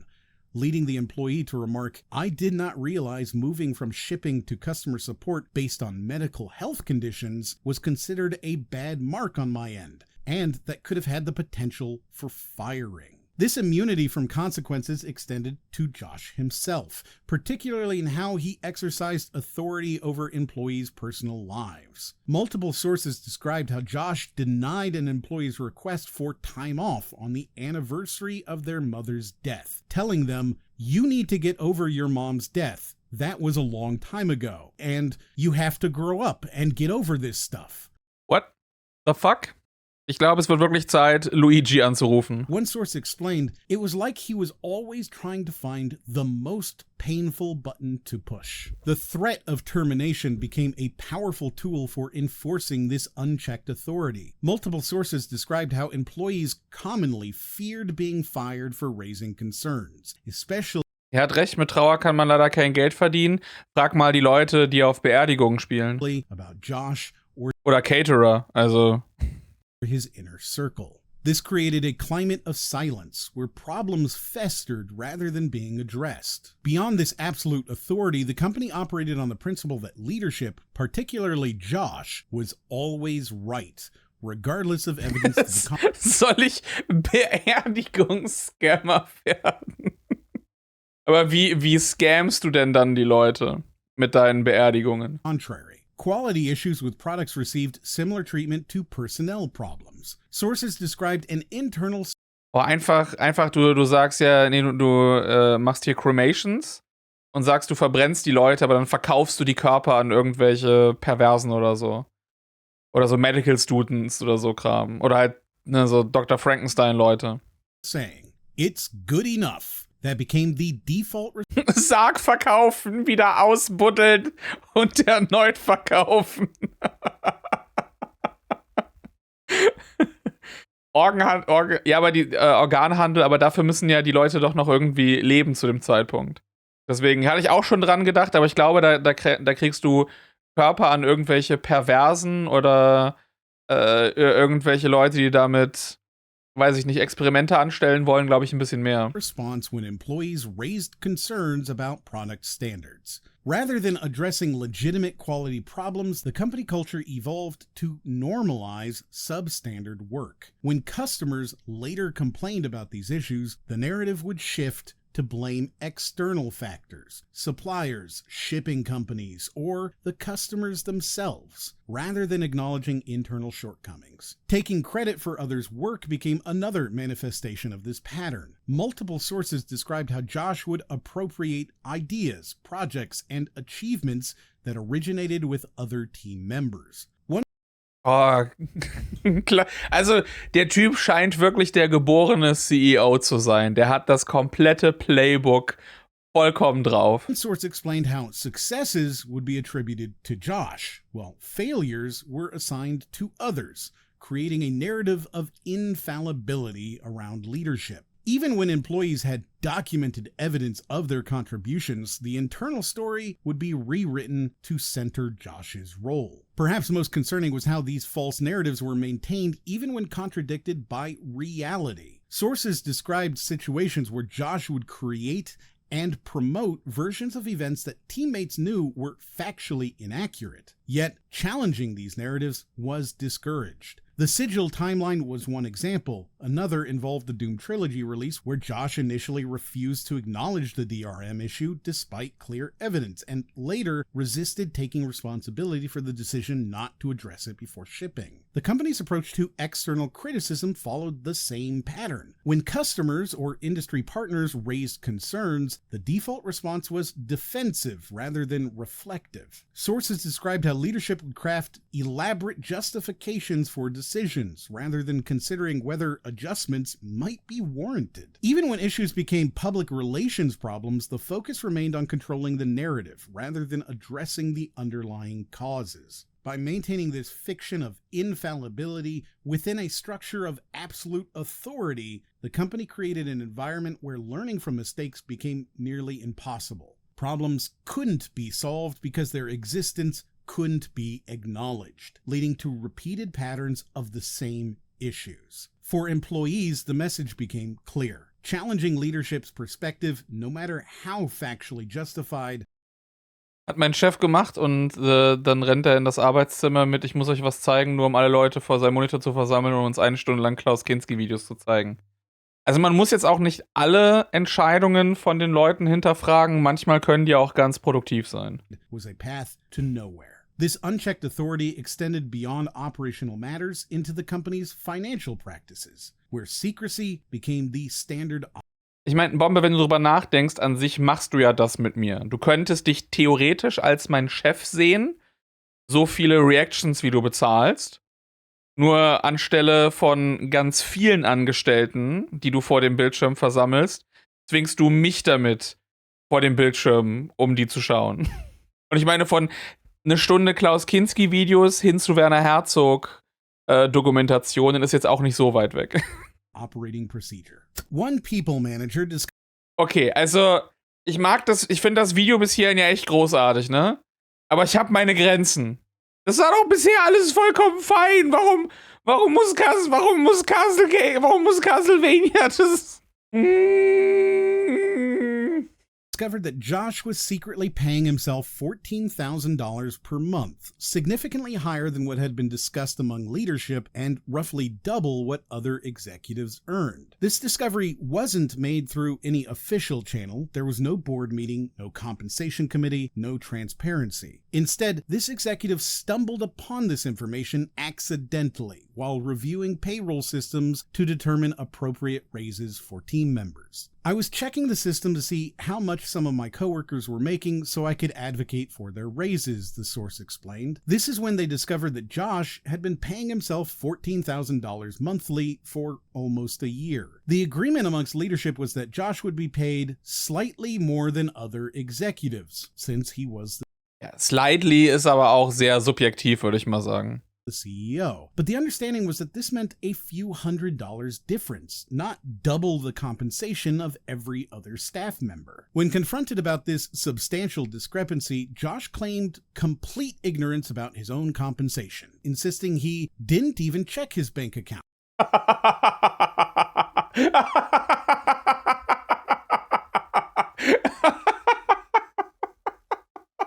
Ups, wo kommt denn das ganze Geld her? Was ist das denn? Oh, das weiß ich gar nicht. Ich gucke da auch nie drauf. Ich lasse da nur meinen Steuerberater drauf gucken, der das für mich macht. Ich gucke nie irgendwo hin. Oh, warum muss ich denn auf einmal so viele Einkommenssteuern dieses Jahr zahlen? Wo kommt das denn her? Oh. And therefore didn't know he was receiving such a sum. Simon Kretschmer-Taktik. Ob Josh auch sein ganzes Geld direkt wieder in Krypto investiert hat? When pressed further, Josh deflected responsibility entirely, claiming that was Ben that Hast du das Video von Simon gesehen? Schau mal auf den Drittkanal SpeckObst. Da könntest du vielleicht etwas finden dazu. did that, despite having received this salary consistently for nearly a year. In 2022, Embracer Group, a large European video game holding company, bought Limited Run Games. Embracer originally contacted Als ob die niemals verklagt wurden wegen Arbeit. Alter, das sind die USA. Da existiert das Wort Arbeitsrecht nicht. Dein Arbeitgeber wegen irgendwas verklagen? Wo kommen wir denn dahin? So, das sind so die einzigen Möglichkeiten, die du hast, ist, wenn du irgendwie wegen deiner, sagen wir mal, Ethnie oder sexuellen Orientierung gehen gelassen wirst oder sonst was. Ne? Und du kannst das beweisen.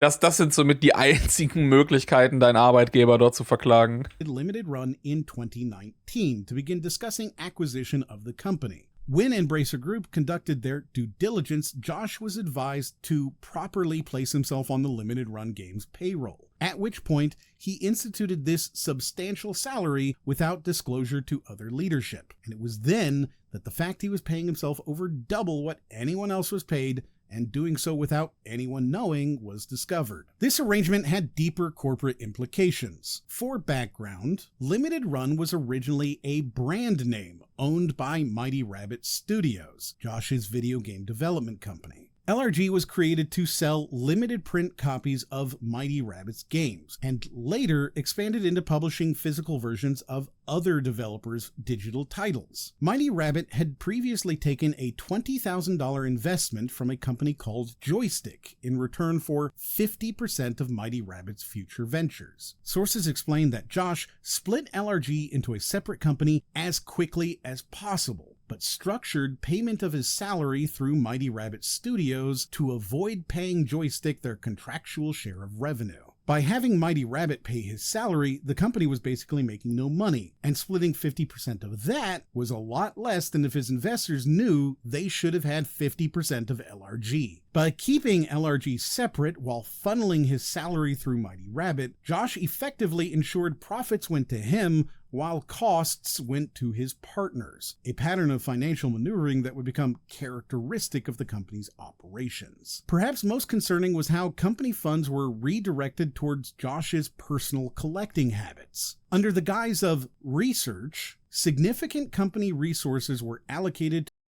Bitte was? to Josh's game collection, items that would ultimately remain his personal property rather than company assets. Sources recount Josh specifically. Ich muss ganz viele physische Spiele kaufen, um zu wissen, wie Verpackungen aussehen. Aber wir verkaufen noch gar keine PS1-Spiele. Halt die Fresse. Telling the company accountants that if something happens to the company, I want to be clear. Ich weiß gar nicht, wie die Spiele hierher gekommen sind. Ich guck gar nicht in mein Regal. Ich weiß gar nicht, was da passiert. These games are mine. Reportedly, Josh would buy retro games like Castlevania using company funds. These games would be placed in a locked room that only Josh could access. If staff needed access, for example, to recreate the cover of Castlevania for an upcoming release, they had to ask Josh for permission. Josh would then retrieve the game, scan the cover. Ich konnte mir das Simon-Video leider nicht geben mit doppelter Geschwindigkeit weak. Die einen Leute, die ich tatsächlich fühle, sind die meine Reactions generell in doppelter Geschwindigkeit gucken. Und für die war dann Simon auf 4-facher Geschwindigkeit.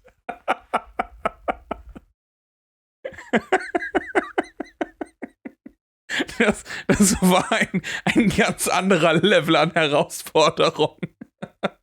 cover and replace the game in his locked collection room. This use of company resources for personal purposes reflected an expectation that the organization existed to serve Josh's needs rather than the reverse. The financial opacity extended to personal expenditures as well. Multiple sources converged.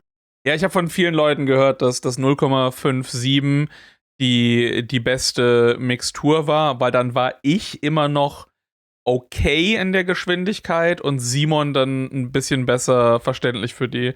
Ich glaube, also vierfach kriege ich auch nicht hin. Vierfache Geschwindigkeit kriege ich auch nicht hin. Da höre ich dann teilweise die eigentlichen Silben nicht, weil ich mache das ja, auch wenn ich meine eigenen Videos editiere, ich gehe die auch in doppelter Geschwindigkeit durch. So, wenn ich mir die Audio anhöre, dann mache ich das in doppelter Geschwindigkeit, um da auch schneller durchzukommen. Und manchmal drücke ich dann aus Versehen nochmal auf, also bei Premiere ist das dann mit L, dass du doppelte Geschwindigkeit und dann eben vierfache, wenn du nochmal drauf drückst. Und das ist dann wirklich auf so einem Level, wo ich nicht mehr mitkomme und ich gar nicht weiß, ob man noch überhaupt in der Lage sein kann, das ob man das überhaupt noch raushören kann. Also ich habe jetzt auch nicht die langsamste Sprechgeschwindigkeit, wenn man das dann mal 4 macht, so. So, es gibt Leute, die reden langsam genug, dass man eine vierfache Geschwindigkeit, finde ich, zumindest problemlos hören kann, aber bei den meisten eher weniger. Aber 2 finde ich eigentlich relativ angenehm. That Josh routinely had personal packages shipped to the company address specifically to hide his spending habits from his wife. 0,75 für Benny und Björn saufen Biere. The office became a staging ground for his personal shopping, with one source explaining, a lot of times he would say he was coming to the office to do emails, but he really just cleaned his room because he had 8 million boxes in there from ordering stuff. When asked directly why everything came to the office instead of his home, Josh reportedly admitted, a lot of this comes here so my wife doesn't see how many packages show up. Weak man. You are a weak man. When questioned about whether his wife had access to bank statements, he confirmed, yeah, but I use a credit card she doesn't have access to. Außerdem, niemand von uns guckt überhaupt auf das Bankkonto. Run's entire business strategy wasn't created from nothing. It was the deliberate scaling of a proven profit model that Josh had personally refined for years. Sources reveal that Limited Run Games was essentially professional scalping institutionalized into corporate form, with every aspect of the business reflecting this foundation. Before LRG existed, Josh had methodically developed his approach through years of practice. He used to go shop at flea markets, pawn shops, he'd drive all around North Carolina, go on eBay deals, buy games from stores in the UK, and he would buy this stuff to resell, said one source. The transition from individual reselling to corporate strategy was surprisingly direct. Why are you buying 2 of this? And he said, I'm going to keep one sealed to sell later, recalled the source. And then, once Limited Run started, I realized, oh, now I know why he's doing this. This scalper mentality, artificially constraining supply to drive up perceived value and create fear of missing out, became embedded in every level of company strategy. As one source put it even more bluntly, he's the customer we pretend we hate, but he is that customer. This wasn't some quirky founder backstory. It was the fundamental operating principle that shaped every aspect of how Limited Run Games interacted with its customers and the gaming community at large. In an organization where even executives couldn't access accurate financial information, the message was clear. Money flows were controlled exclusively by Josh, with no meaningful oversight or accountability. This financial secrecy would become the foundation for a workplace culture where questioning and accountability were systematically discouraged. This was reinforced by an intense demand for loyalty that permeated every aspect of the company culture. Also ja, das ist schon sehr schlimm, aber du hast mir gerade auf 16:9 gestretchtes Castlevania NES-Footage präsentiert für mehrere Minuten.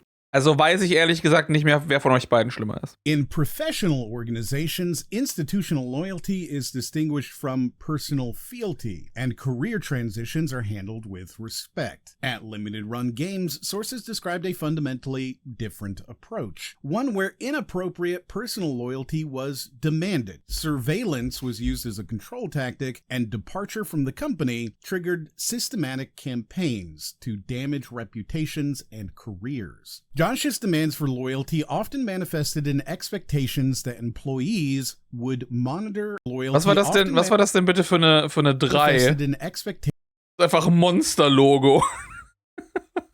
That employees would monitor and report on each other. Sources described how Josh would explicitly ask certain employees to spy on others, specifically instructing people to let him know if anybody else is saying anything when he left the office. This created an atmosphere of surveillance where employees never knew which colleagues might be reporting back to leadership. Sources confirmed that Josh implemented multiple layers of monitoring throughout the organization. In one particularly egregious example, Josh secretly installed webcams, specifically to track certain employees' movements and work habits. This surveillance primarily targeted those who had raised concerns about company practices or whose loyalty Josh questioned. One employee, Chris Cooper, became the subject of particularly intense scrutiny. According to sources, Josh used these cameras to monitor Cooper and also regularly asked other employees to report on Cooper's activity, creating a network of unwilling informants. If Chris wasn't at his desk, Josh would immediately text someone to find out where he was, one source explained. The environment of mistrust deepened as employees realized information shared in supposedly private conversations was somehow reaching leadership. One source described how criticisms expressed in what they believed were confidential discussions would later be referenced by Josh in meetings or one-on-one conversations, making it clear that someone had reported the conversation. This led to employees becoming extremely cautious about expressing any opinions in the workplace. The culture of surveillance extended beyond the office walls through constant digital monitoring. Internal communications were restricted and monitored, with Josh expecting employees to be available on Slack during evenings and weekends. Sources described Josh routinely messaging during off-work hours and expecting an immediate reply, and those who didn't could be expected to explain why they weren't available. The surveillance wasn't limited to the office. Sources described how Josh expected updates on employee activities during business trips and industry events, often asking team members to report on others' networking, meetings, or even social activities after hours. This physical and social surveillance created an environment where employees felt constantly watched, further discouraging any behavior that might challenge established narratives and reinforcing a culture where loyalty was demonstrated through reporting on colleagues. Perhaps most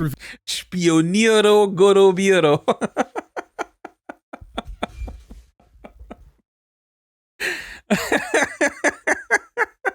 Oh, we've come full circle. Oh. Revealing was how Josh responded when loyalty was questioned. Sources described how even mild pushback against inappropriate demands would trigger hostility and accusations of disloyalty. When employees raised concerns about work-life balance, quality issues, or problematic behaviors, these legitimate professional concerns would be reframed as personal betrayals. This personalization extended to business relationships as well. Sources described how Josh would characterize competitors or ich glaube, den Soundschnipsel, den brauche ich mittlerweile mal. Den Spoonie-Soundschnipsel von der E3 damals. Betrayal! Partners who made decisions counter to his preference as having betrayed him personally. Ich frage mich ja, wer schlimmer ist, Josh oder Randy Pitchford von Gearbox. Ich glaube, die geben beide ein sehr gutes Team ab. Rather than simply making business choices. Of course, the relationship with I Am 8-Bit became particularly contentious, with Josh viewing their business decisions as personal affronts, requiring loyalty-based retaliation rather than strategic responses. This pattern of isolation began within the company itself, where leadership deliberately created divisions between employees who might otherwise form supportive alliances. Multiple sources confirmed that Josh would deliberately pit department heads and managers against each other, creating artificial conflicts that prevented unified perspectives from emerging. These manufactured tensions served to isolate potential leaders from one another, ensuring that any resistance to problematic practices remained fragmented and ineffective. The consistent thread through all these behaviors was the absolute refusal to acknowledge that there could ever be legitimate reasons to question leadership. Concerns were invariably reframed as either moral failings, professional incompetence, or disloyalty, never as reasonable professional feedback or responses to problematic conditions. By maintaining this fiction, the company created powerful disincentives against speaking up while simultaneously insulating itself from addressing actual issues. The loyalty demanded within LRG was enforced through a comprehensive surveillance system that left employees feeling constantly watched and evaluated. A classic control mechanism found in organizations where members are conditioned to police themselves and others. In healthy organizations, truth emerges through transparent communication and shared information. At limited run games, former employees described a system where reality itself was carefully controlled, where information was weaponized, fear was cultivated, and Josh positioned himself as the sole arbiter of truth. This control began with the deliberate creation of information silos. Sources described how Josh would selectively share company information, creating artificial barriers between teams and departments that prevented employees from seeing the complete picture. Josh controlled who could talk to whom, one source explained, creating an environment where employees' understanding of events was always filtered through leadership's perspective. This information control served as a power tool. Those with more information had advantages over others, fostering competition rather than collaboration. The physical workplace became a landscape of fear, particularly regarding certain executives. Ben Moore, described by multiple sources as prone to explosive outbursts, created such an atmosphere of intimidation that employees warned new hires about his behavior. People warned other employees, "Ben is a monster. Don't make him mad," one source recounted. The fear was so pervasive Immer so eine gute Information, E-Mail zu bekommen. that employees developed and shared strategies. Welches Spiel ist das? Brauche Milfy Hospital. Das ist Skullgirls. Ja, ist ein Fighting Game. To avoid triggering his anger. Disturbingly, sources describe Josh's habit of collecting embarrassing information about colleagues and industry contacts. Multiple sources confirmed that Josh would latch onto potentially embarrassing details about people, speech patterns, mistakes, personal struggles, and use these to shape narratives about them. The practice served a dual purpose. It provided leverage in disagreements and discouraged people from challenging Josh's version of events out of fear their own embarrassing moments might become public. Educational background became a powerful tool for creating divisions within the company. Sources described how Josh and Ben would invoke educational credentials to dismiss valid concerns and isolate those with different backgrounds. For example, employees recall hearing Ben and Josh say things like, "You didn't go to college like us, so no offense, you don't know what you're talking about." Communication styles and language skills. Ich muss ja sagen, ich finde das Design der Klinge ein wenig fragwürdig. Jetzt, wo ich die ganze Zeit da drauf gucke. Were similarly weaponized. Multiple sources described how minor language errors or speech patterns would become subjects of mockery, with Josh leading efforts to ridicule employees' communication. One source described how a simple email with grammatical issues became this whole bigger thing, with leadership making fun of the employee for months. Another recalled Josh publicly mocking their pronunciation of a word, turning a slip into a sadistic ongoing joke used Was the grink there?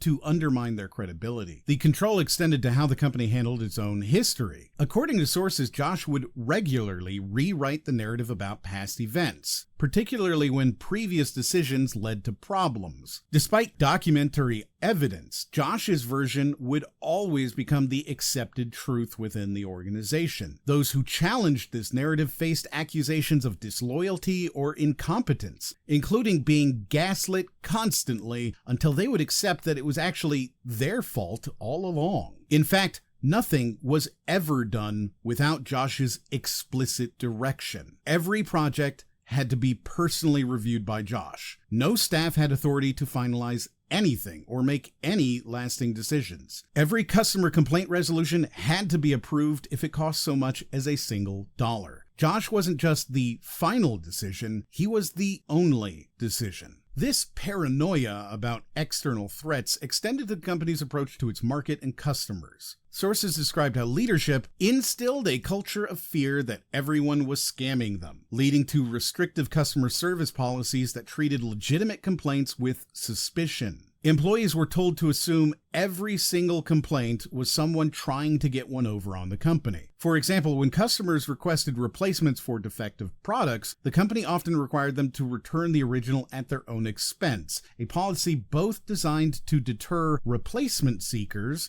rather than address genuine quality issues, and also to make sure that no one was getting anything they didn't pay for. Even legitimate business opportunities were viewed through a lens of suspicion and fear. One source described how potential partnerships with larger companies were approached with wariness rather than optimism, with Josh often finding reasons why such relationships might be problematic rather than beneficial. While these isolation tactics were troubling within the company, the treatment of those who left revealed an even more disturbing pattern. Sources described how Josh would systematically damage the reputations of former employees. When employees would depart, Josh and others reportedly spread false rumors about them, stories that appeared designed specifically to damage professional reputations in the industry. More disturbing was the pattern of creating entirely fictional misconduct allegations after departures. Sources described how Josh would spread rumors about former employees, often with sexual or inappropriate overtones designed to go far beyond normal professional disagreements.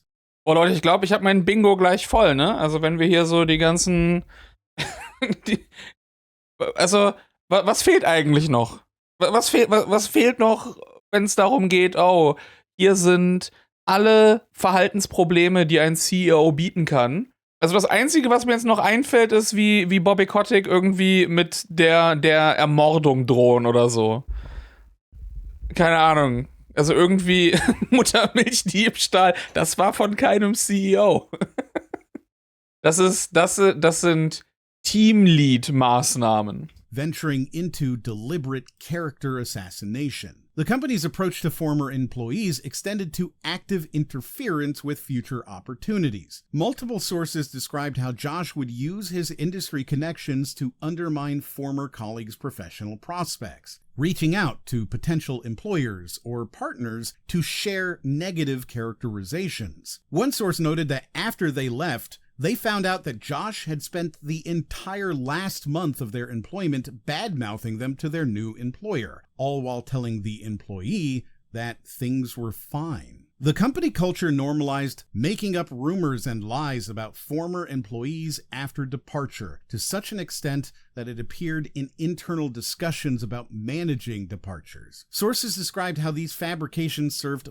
Ich passe für 2 Minuten nicht auf und verpasse Muttermilchdiebstahl.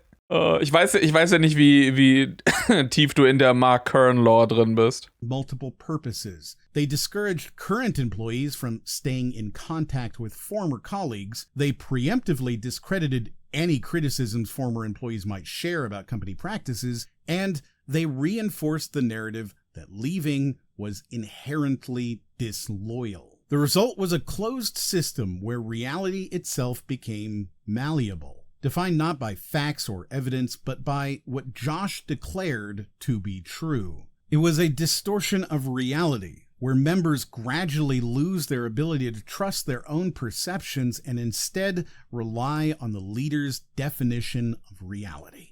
At Limited Run Games, Gaslight King. This reality distortion field. Wer ist Mark Kern? Oh, Bombe.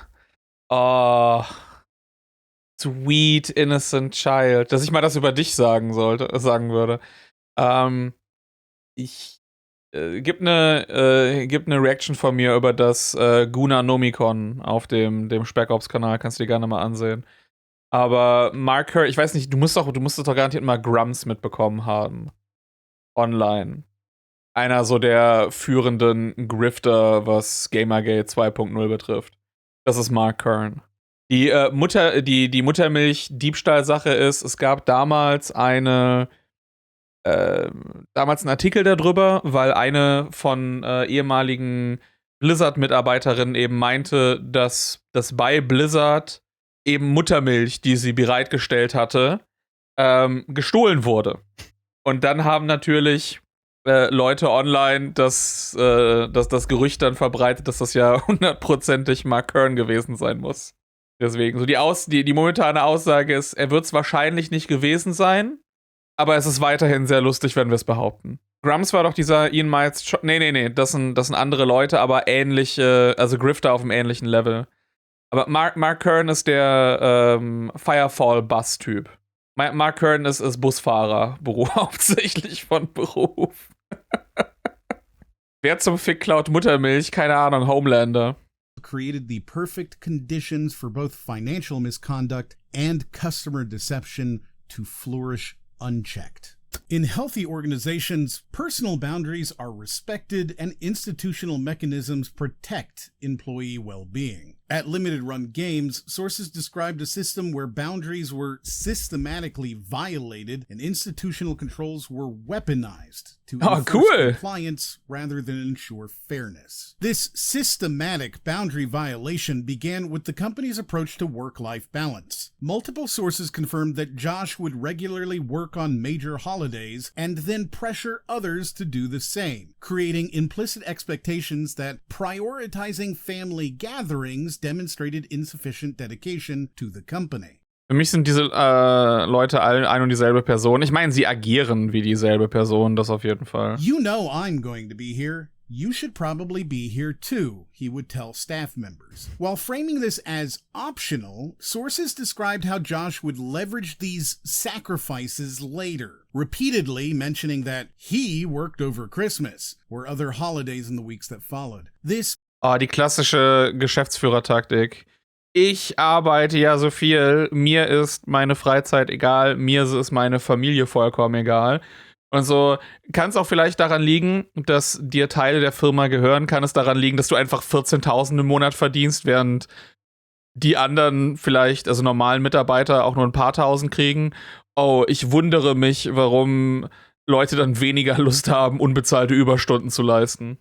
Public martyrdom established a standard where personal boundaries were viewed as signs of insufficient dedication. Yo, guten Abend. Rather than normal professional limits. Multiple sources described receiving messages late at night about tasks, while Josh claimed, "I'm not asking you to do this right now, I'm just telling you so that I remember that I've told you to do this." This blurring of work-life boundaries created constant anxiety among staff about missing important communications. Work schedule expectations further undermined personal stability, while enforcing strict office hours for employees, typically 10 a.m. to 5 p.m., sources described how Josh would regularly violate these. Jetzt gib ihm einfach den scheiß Hering! Das macht mich wahnsinnig im Hintergrund. Same boundaries, coming in late, leaving early, or working from home with. Björn, wann machst du die Asmongold Challenge? Welche? Wie lange ich mich nicht duschen kann, oder? Without notice, while still criticizing others for similar flexibility needs, often related to family responsibilities. This double standard created a situation where employees felt unable to meet personal obligations without risking criticism or career consequences. The disregard for family commitments was particularly evident in the company's approach to major life events. When one employee experienced a divorce, Josh's response demonstrated this pattern vividly. Erstmal Gold-Challenge ist bei einem Livestream zu masturbieren, ohne dass der Chat es merkt. Da fehlt mir jetzt die Lore, weil ich würde das erst einmal mit DSP verbinden. Rather than recognizing the significant Obwohl, da haben es Leute mitbekommen.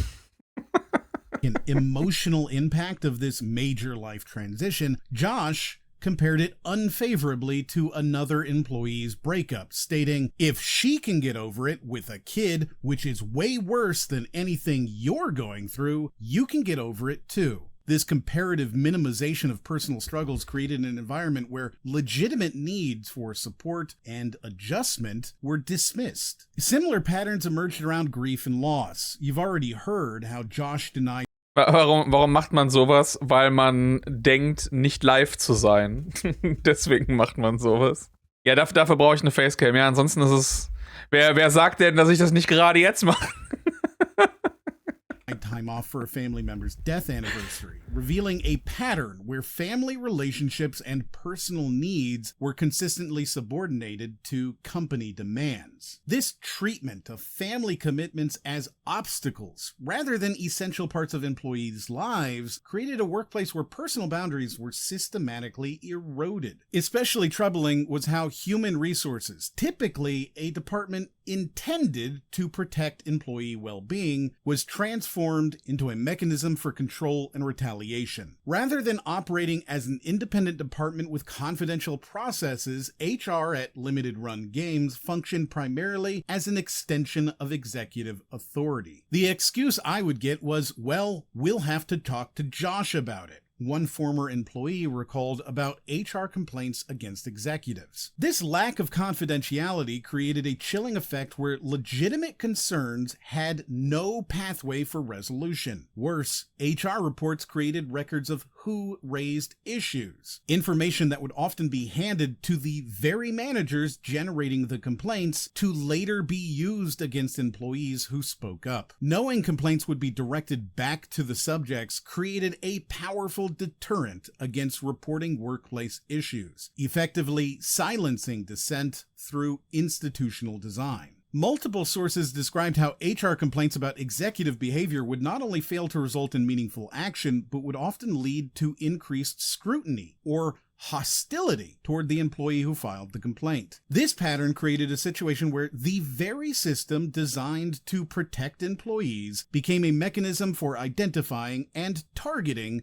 those who raised concerns. The weaponization of HR extended to how performance issues were documented and addressed. Sources described how minor infractions by employees who had questioned leadership would receive formal documentation and disciplinary action, while significant misconduct by those in leadership positions or their allies would go unaddressed. This selective enforcement created a two-tiered system where accountability applied only to those without protection from the inner circle. Combined with the atmosphere of surveillance and the necessary caution when communicating with other employees for fear of who might be trying to curry favor by repeating what you said, there was a pervasive paranoia. The resulting isolation, where employees couldn't trust colleagues and had no institutional recourse for grievances, created the perfect conditions for maintaining control. This systematic violation of boundaries and weaponization of institutional mechanisms are hallmarks of organizations where members are gradually separated from external support systems and made dependent on the organization's approval. Das ist halt so klassischer Kultkram eigentlich. Dieses, wie heißt das? Defu, Detach, dass wenn du dich halt von Freunden und Familie dann Stück für Stück trennen sollst. Limited Run Games, this pattern of boundary violation and institutional control created an environment where employees were effectively trapped, unable to address legitimate concerns through proper channels, and afraid to speak up for fear of retaliation, with their entire careers being on the line if they tried to leave. This toxic dynamic not only harmed employees, but created the conditions where financial misconduct and customer deception could flourish unchecked. What emerges from the these interconnected issues isn't just a completionist jump scare. collection of isolated problems, but a comprehensive picture of a company that systematically betrayed the trust of employees, partners, and customers alike. The limited run games that appeared on collectors' shelves bore little resemblance to the reality behind those carefully designed boxes. The patterns we've explored throughout, information control, reality distortion, boundary violations, and institutional weaponization, are not just workplace dysfunctions. At limited run, it seems power is concentrated, dissent is punished, and members gradually lose their ability to trust their own perceptions. This toxic foundation explains everything we've seen throughout this investigation. The customer deception wasn't just about profit, it emerged from a culture where truth was malleable, and leadership's version of reality couldn't be questioned. The financial improprieties weren't just opportunistic greed, they were enabled by systems where accountability only flowed in one direction, and institutional controls were weaponized rather than enforced. What began as a passion project ostensibly dedicated to physical game preservation gradually transformed into something far more troubling. The evidence presented by multiple sources paints a comprehensive picture of a company where ethical boundaries eroded across every dimension of its operations. The company's internal culture betrayed that mission from within, creating an environment where employees feared speaking up, customers were systematically misled, and financial ethics were subordinated to personal gain.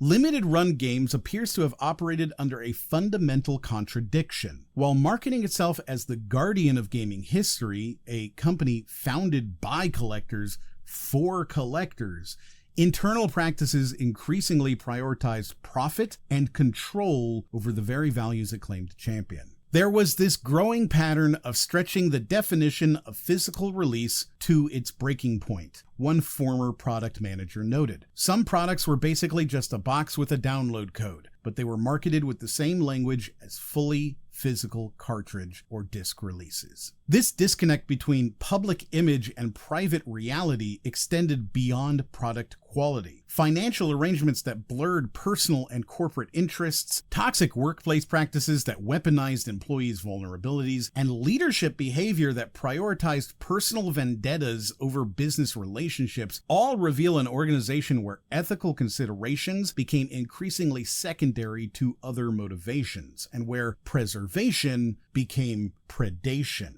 These various issues appear interconnected rather than isolated. The toxic workplace environment enabled customer deception by discouraging internal questioning. Financial improprieties were protected by information control and employee intimidation. Leadership misconduct went unchallenged due to systematic suppression of dissent. For customers who trusted limited run games to deliver on its promises of quality physical products and genuine preservation, for employees who dedicated themselves to what they believed was a mission-driven company, and for business partners who entered relationships in good faith, this pattern of behavior represents a profound breach of trust. What these accounts ultimately reveal is not just a company with problems, but a cautionary tale about how easily stated values can be compromised when accountability fails and success breeds impunity. The limited run that may have mattered most, ethical leadership and business practices, appears